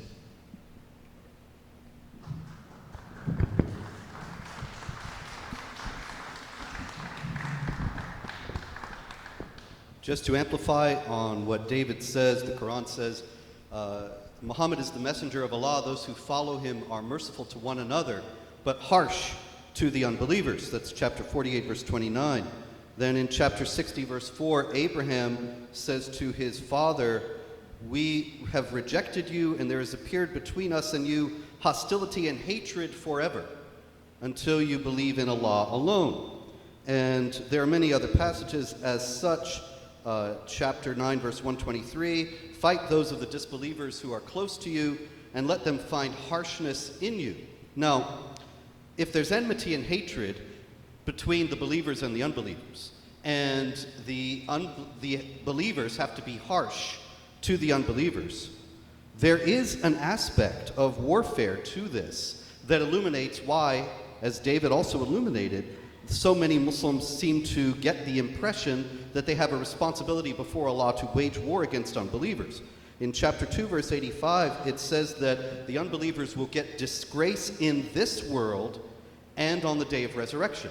Now, how are the unbelievers, to whom the Muslims have to be harsh, and there's enmity and hatred between them and the unbelievers forever, how is it that the unbelievers are going to suffer in this world? Allah is not likely, or at least not so far, has parted the heavens and come down and punished the unbelievers in this world. But the Quran also directs in chapter 9, verse 14, fight against them so that Allah will punish them through your hands. That the unbelievers have to be punished in this world, and Allah will punish the unbelievers by the hands of the Muslims.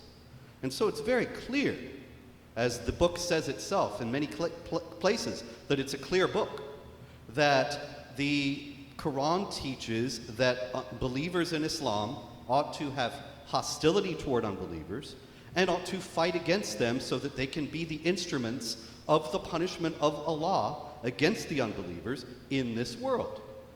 And unfortunately, there are all too many Muslims who understand the Quran in exactly that way and are behaving in that way. And so I'll end as I began by saying that if you truly believe in what you're saying here, that Islam teaches peace, I hope you are making very strenuous efforts within your own community to make sure that this very widespread misunderstanding of Islam doesn't spread further, and that all Muslims will believe, as you do, that Islam teaches peace. Thank you.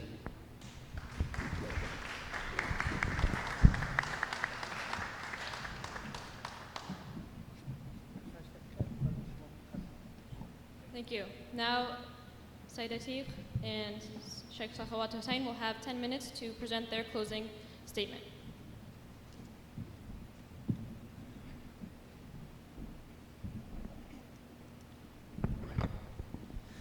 One thing we should very quickly notice is that we quoted two of the most heavily cited verses of the Quran used by the anti-Islam movement to show that the Quran is a violent book, but we show that it is actually peaceful. And instead of responding to it, they are completely hushed about it. For example, chapter 9, verse 5, which is supposedly called the verse of the sword, which says, kill the polytheists wherever you find them. But the verses before and the verses after show that it is in self-defense and it is limited to the ethical limits of warfare.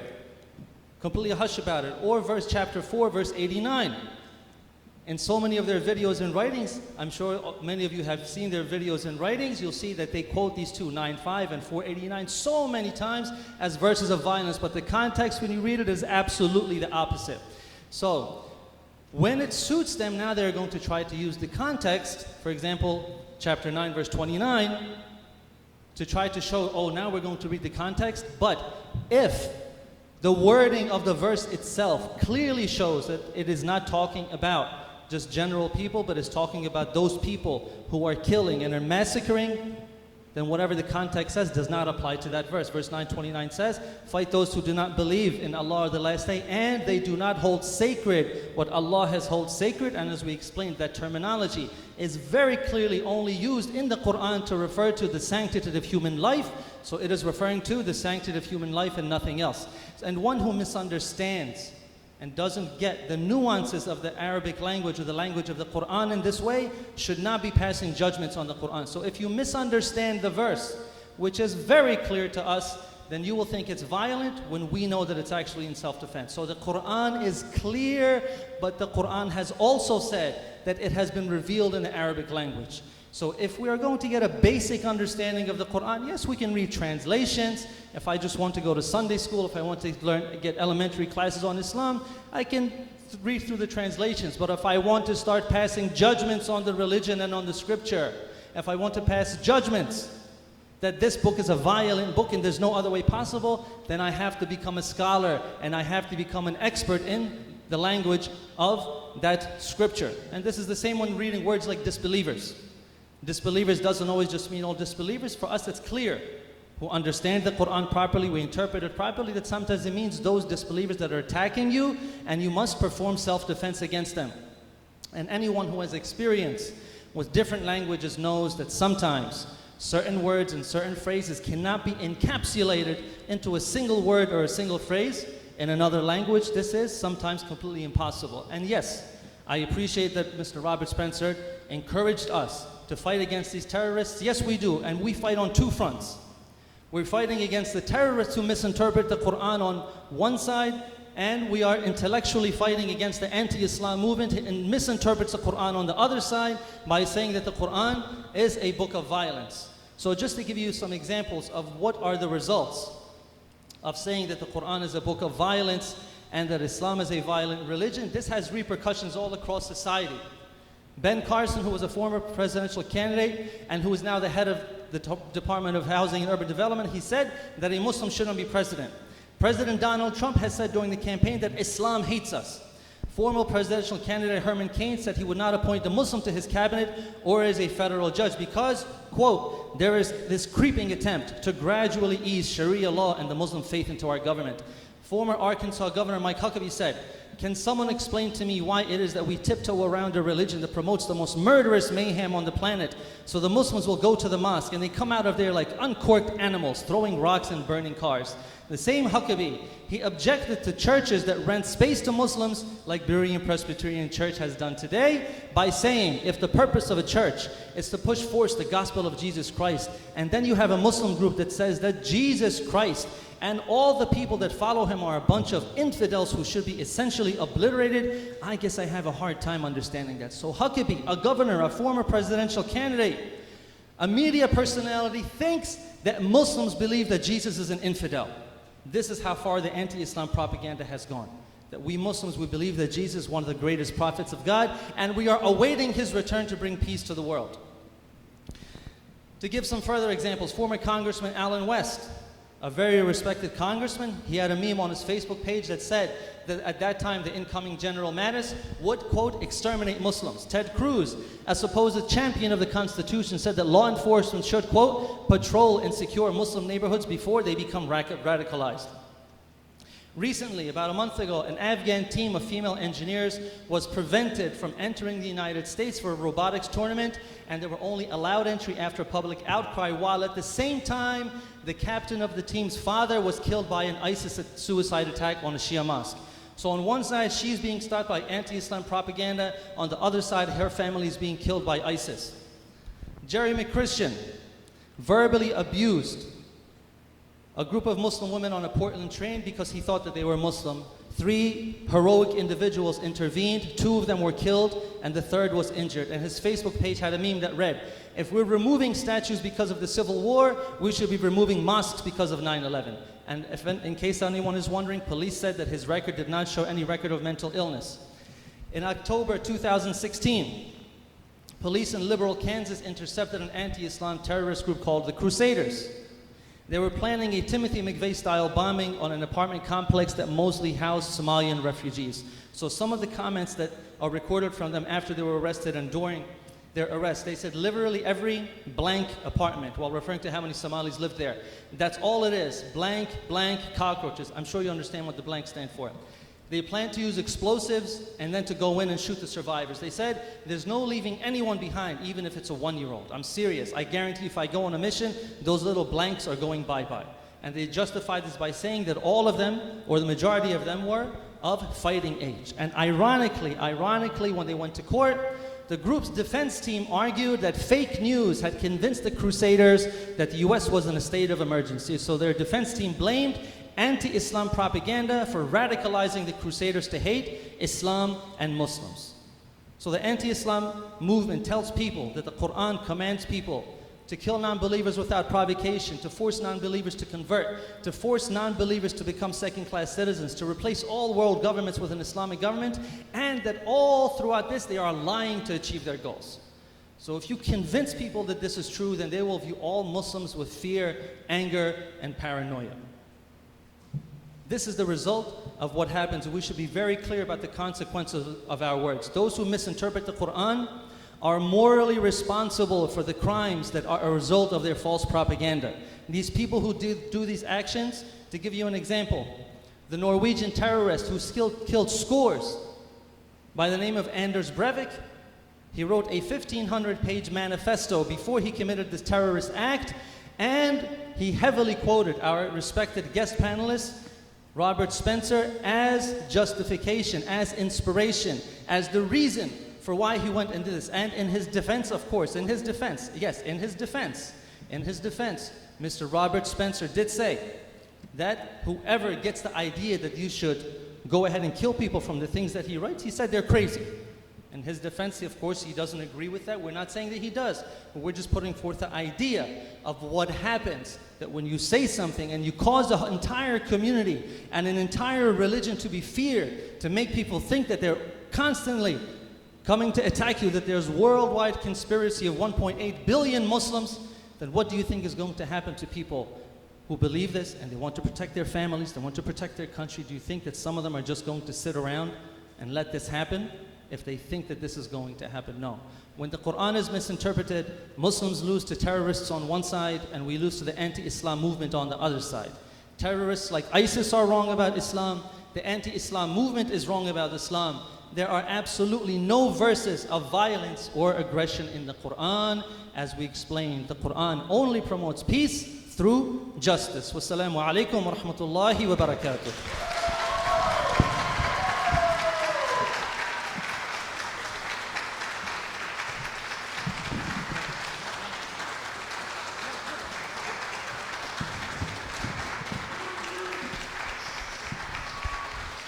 Bismillah ar-Rahman ar-Rahim.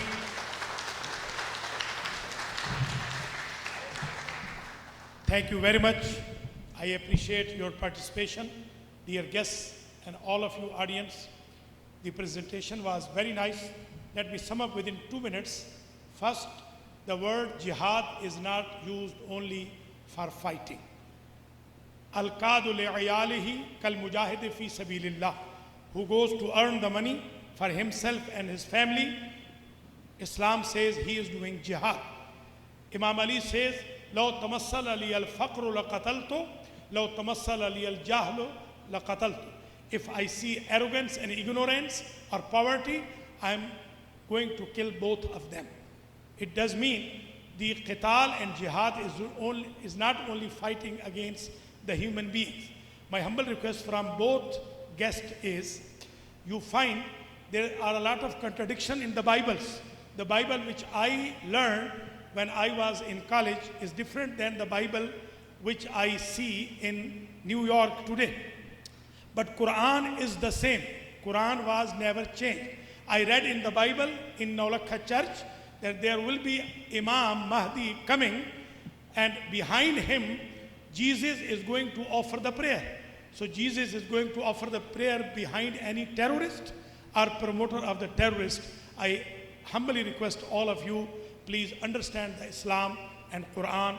Islam is the religion of peace, and Islam is not only submission, Islam means silm, which means peace. That is why we say Salamun Alaikum, peace upon all of you. And I end my humble talk with this Salamun Alaikum, peace be upon all of you. May Allah bless you all. May Allah bless United States of America. May Allah bless reveal religion followers, and may Allah give us unity, as Quran says, Ta'alaw ila kalimatin sawa'in baynana wa baynakum an la na'budu illa Allah wa la nushrik bihi ahada. Quran is claiming, come toward unity. O people of book, come toward unity. And Prophet, if he delivered this hadith to kill them until they say Shahada, La ilaha illallah Muhammadur Rasulullah, so how come he did not kill those Jews and Christians who were capturing the market of Medina, and they were never killed by Prophet or army? And when they stopped them to come into Al-Kaaba, because they were showing their worship as a naked, you will kick them out if they come in downtown of Philadelphia as a naked. Police will arrest them. These were the reasons. If you go and review the facts, you will find Islam is the true religion of the world.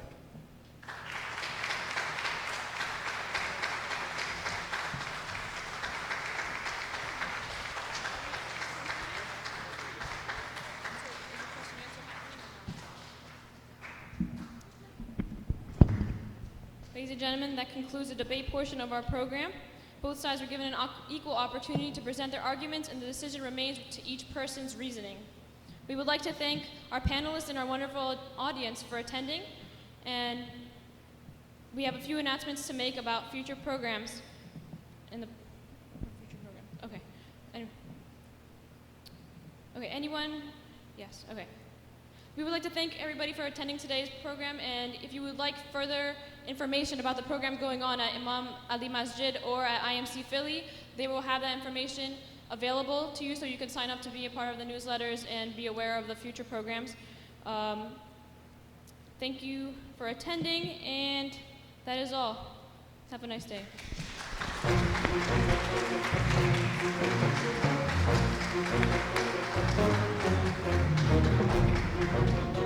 Hi everyone, I'm here with Robert Spencer. Normally, I wouldn't add anything to the end of a debate that came afterwards, and there is, there's a kind of urge to do that, because I've never left a debate where I didn't walk out thinking, oh, I should have responded to this and this and this and this and that, and didn't get time. I was responding to other things. But at the same time, debates are set up to be fair and have equal time and so on for a reason, so that, one person doesn't get extra time. And so I've always found it kind of lame when people make put out the debate video and then they add a bunch of stuff to it to respond to other things people said. That's different from making videos afterwards where you respond to something separately, but, debates kind of should, I think, stand as they are. But there is an exception in this case, because our friend Atiq, whom you just saw debate with, at the end of the debate, he mentioned some things about Robert here, and Robert would have liked to have responded, but we were out of time. We had no further opportunities to respond. After the debate, when Robert mentioned that he had some objections to what Atiq had said, Atiq said, well, if I had known that you wanted to respond, then I would have given you the opportunity. And then he confirmed this in email as well. So this sort of has Atik's stamp of approval that there was something new brought up in the conclusion that we never had a chance to respond to.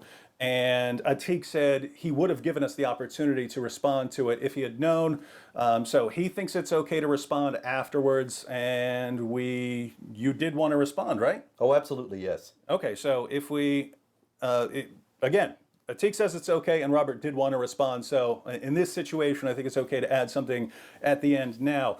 What was it that Atik said? And we can see why he's saying this. I hear this from a lot of sides, right? I hear this Yes. from a lot of people saying the same thing. This And is not just Sayyid Atik. Yeah, if I didn't know, if I hadn't gone through Breivik's manifesto, and I just listened to what I hear from the media, I would probably think, if I didn't know you, I would probably think something similar to what Sayyid said. So Yes. what was the gist? Sayyid Atik was making the argument that I was mentioned many times in Breivik's manifesto, and of course Breivik being the psychopath who killed people, 77 people was it, in Norway a few years back. Did he attack Muslims, by the way? No, he didn't. Okay, He was just attacking people at a youth camp. Yeah.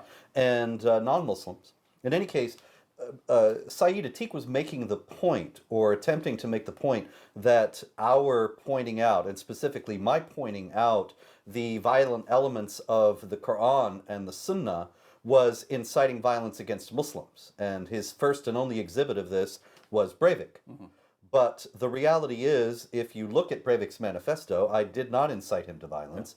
Yeah. And the whole idea that my writings are somehow indicted by Breivik's actions is not founded on fact, but is simply a propaganda point designed to discredit my work and the work of everyone who is calling attention to the violence in the Islamic texts. Yeah, and again, if I were to just hear what some reporters in the media have said, I see why people would think that Breivik was reading you, and then he became concerned about jihad and the threat of jihad, and then decided to go on a killing spree because you convinced him that something needs to be done about this. And there are multiple problems with this. I went through Breivik's entire 1,500-page manifesto. I didn't read every page because some of it was just like rambling about his daily routine and recipes and stuff like that. But all the parts that talk about his thinking, what led to his attack, that's all in there. And it's there for anyone who wants to look it up. And when you go through his actual manifesto, you find out exactly why he launched an attack. He explains it all. And it has absolutely nothing to do with anything Robert said. In fact, there's no way Robert had it. Unless Robert has a time machine, there's no, do you? No, actually, I had one, but it broke. Unless Robert has a time machine, there's no way he could have led Breivik to this attack. And the reason is Breivik says that he became concerned about Muslims and immigration when he was growing up, when he would see areas where Muslim immigrants had started accumulating, and that his friends would get beaten up by Muslims and so on. And he sort of grew up having a problem with certain Muslims. And he said in the 1990s, he read the Quran and the Hadith and began to see Islam as an ideological threat. After that, he said that he just wanted to go into politics to try and to deal with it on the open stage, to deal with it through discussion, through debates, and so on of what course his country should take. But he said he came to realize that any attempts at discussing Islam are met with charges of racism and bigotry. And you're trying to incite hatred and violence against Muslims. And he said, I would be shouted down. And so he said, I decided that it's pointless. It's pointless to have discussions about this. It's pointless to talk about this anymore. We just need to get our message across some other way than sort of open discussions. And after that, he said he learned from Al-Qaeda. From Al-Qaeda, not from Robert, Al-Qaeda. That deadly shock attacks that shock everyone into listening to what you're saying, into looking into why you're doing what you're doing, is the way to get your message heard. He said he learned that from Al-Qaeda. And when was this again, David? He said that he began I put the timeline together, and I have an entire video on it's called The Radicalization of Anders Breivik. It was 1999. And when did I publish my first book about Islam? Like 2002, 2003, Correct, something 2002. like that? So here, Breivik starts planning his attack. He's already concluded that violent attacks are the only way to get his message heard. In 1999, he concluded that, and no one had heard of Robert Spencer. So Spencer's only role in Breivik is for part of his manifesto when he goes around, he's quoting all kinds of people. He's quoting the founding fathers of the United States and John F. Kennedy on the need for violent revolution if no one's listening and so on. He's quoting Muslim sources. He's quoting people in left and right. He quotes Robert on some points about jihad that where did he get those? Those came from He got them from a documentary called Islam, What the West Needs to Know. Mm-hmm. And this is a very important point because many people say, well, see, he quoted you so many times in this manifesto. Clearly you had a huge influence on him. When actually, if you look at it, the vast bulk of the quotes of me in this are not really anything where he's pointing to something that I'm saying. What he did was he took the script of this documentary, Islam, What the West Needs to Know, and put it down whole and complete in his manifesto. Nobody knows where he got it. The transcript was never published, and who handed this to him remains unknown. But nonetheless, the whole script is in there, and I speak a lot in it. There are many other people in it as well, but every time I speak, my name is mentioned. So if you just take a straight count and say, this is how many times he quotes Spencer, there are 40, 50, 60 times, and it's just from this documentary. In reality, when he actually quotes me by name, it's very few times, and one of the times is when he's saying that one problem with what I say is that I don't call for violence, which actually explodes Saeed Atik's argument that what I'm doing is inciting violence. And I brought this up numerous times in the past, that once you start shutting down discussion and debate and criticism, you're not helping whoever you're trying to shut down criticism about. Because if people become concerned about that and they think it's pointless to talk, they'll turn to other means. That's when they turn to violence, right? Do you believe in the power of freedom of speech and open discussion of ideas and things like that? I couldn't believe in it more strongly. So you haven't given up on open discussion and speech to get to the truth about things? No, but I'm aware that there is a very serious and concerted campaign by very powerful forces to shut down the freedom of speech and make it impossible for us to raise the questions such as what we discussed in the debate with Saeed Atik. And notice, those are the people Breivik points to, saying, these are why I launched a violent attack. They make it impossible to have any sort of open discussion, and therefore I'm launching a violent attack. So the ones blaming me for Breivik are the ones actually responsible. Are the ones that Breivik says, these are the people who taught me that I need to launch an attack and that open discussion is pointless. That's right. So that is just amazing. And yet, there is a point here that I think needs to be addressed, and that's sort of taking a step back and thinking about the criticism, not just directed towards you, but sort of in general, that if you are criticizing Islam and saying Islam is a threat and jihad calls for the subjugation of the world to Islam and Sharia and things like that, then there are people who could become concerned about that and say, you know what, even though Spencer's not calling for violence and other people aren't calling for violence, I'm going to become violent. And so the criticism is you're sort of fueling anger towards Muslims, and therefore it's leading to violence. But if we take this criticism seriously, right? In other words, if we say, yes, if you criticize someone, if you criticize some position, then you could incite violence among some person who agrees with your criticism, but thinks that your solution, namely talking about it, is not correct, and you need to do something more violent. If people took that seriously, then they should say Republicans can't criticize Democrats, Democrats can't criticize Republicans, because there can always be someone who says, you know what, those Trump supporters, they're really bad. I have to go on a killing spree against them. Or, those Hillary supporters or Bernie supporters. Or those foes of jihad terror. Yeah, we have to go and kill them. And matter of fact, think about this, right? Atik painted you as a threat to Muslims everywhere, not because you're calling for violence, but because you're inciting hatred towards Muslims, and therefore some people are going to act on that. But in doing so, he's pointing to you and saying, look, he's a threat towards Muslims. So if we take Saeed Atik's criticism seriously, we have to say that he's inciting violence against Robert. If violence ever happened to you, if a Muslim ever came to kill you because of the threat you're making towards Muslims, he's responsible for inciting this hatred towards you. And I have had Muslims try to kill me, and other leftists try to kill me in Iceland. And so, you know, David, it's interesting to note that while Saeed Atik was claiming that I was inciting violence against Muslims, he was there at the debate without bodyguards. The sheikh was there at the debate without bodyguards. I was the only one there with bodyguards. And everybody knew that that was entirely reasonable and justified, given who is under the real threat.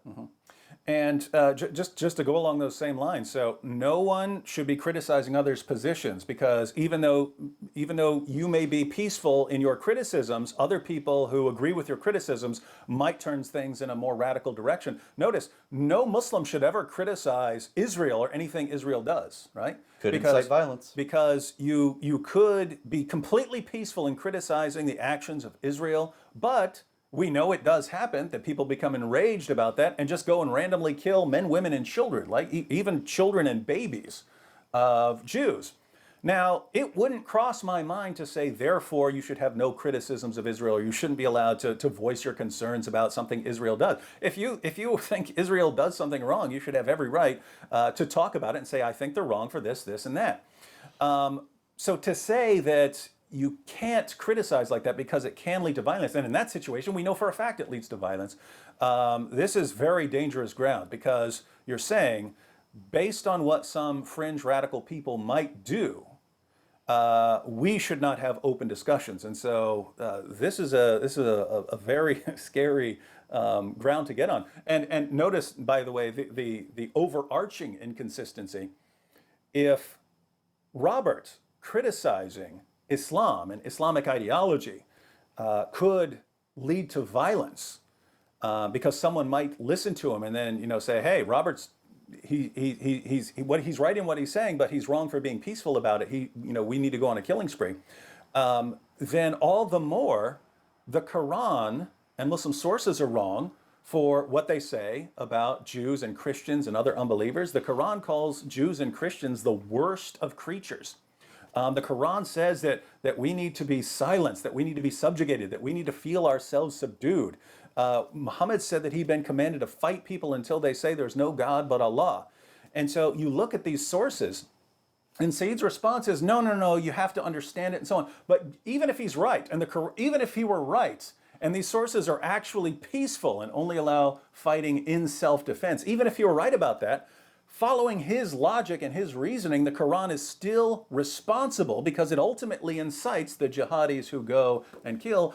So if we agree with him and we say, Atik, you're right, it's wrong to say anything that might incite violence, well then, one of the greatest threats in history becomes Islam, because Islam has incited so much violence over the years, but based on what it says about unbelievers, Jews, Christians, polytheists, and so on. And so if we take what Atik says seriously, we need to come against Islam much harder than we have by confronting it on the ideological level because of the threat it poses. So, Atik, if I agree with you, keep in mind, I really have to criticize Islam much more than I've been doing in the past, because this is a huge threat that has incited much violence against other people. If Robert has incited violence by a guy planning an attack before he ever heard of Robert Spencer and then going and killing a bunch of people at a youth camp, if Robert's responsible for that, all the more the Quran is responsible for millions of deaths down through the years. And so if we want to point a finger at Robert, we need to point a lot more fingers at your prophet. So by hitting me about Breivik, Saeed Atik proved our point in the debate. Thank you, Saeed. And I guess we win.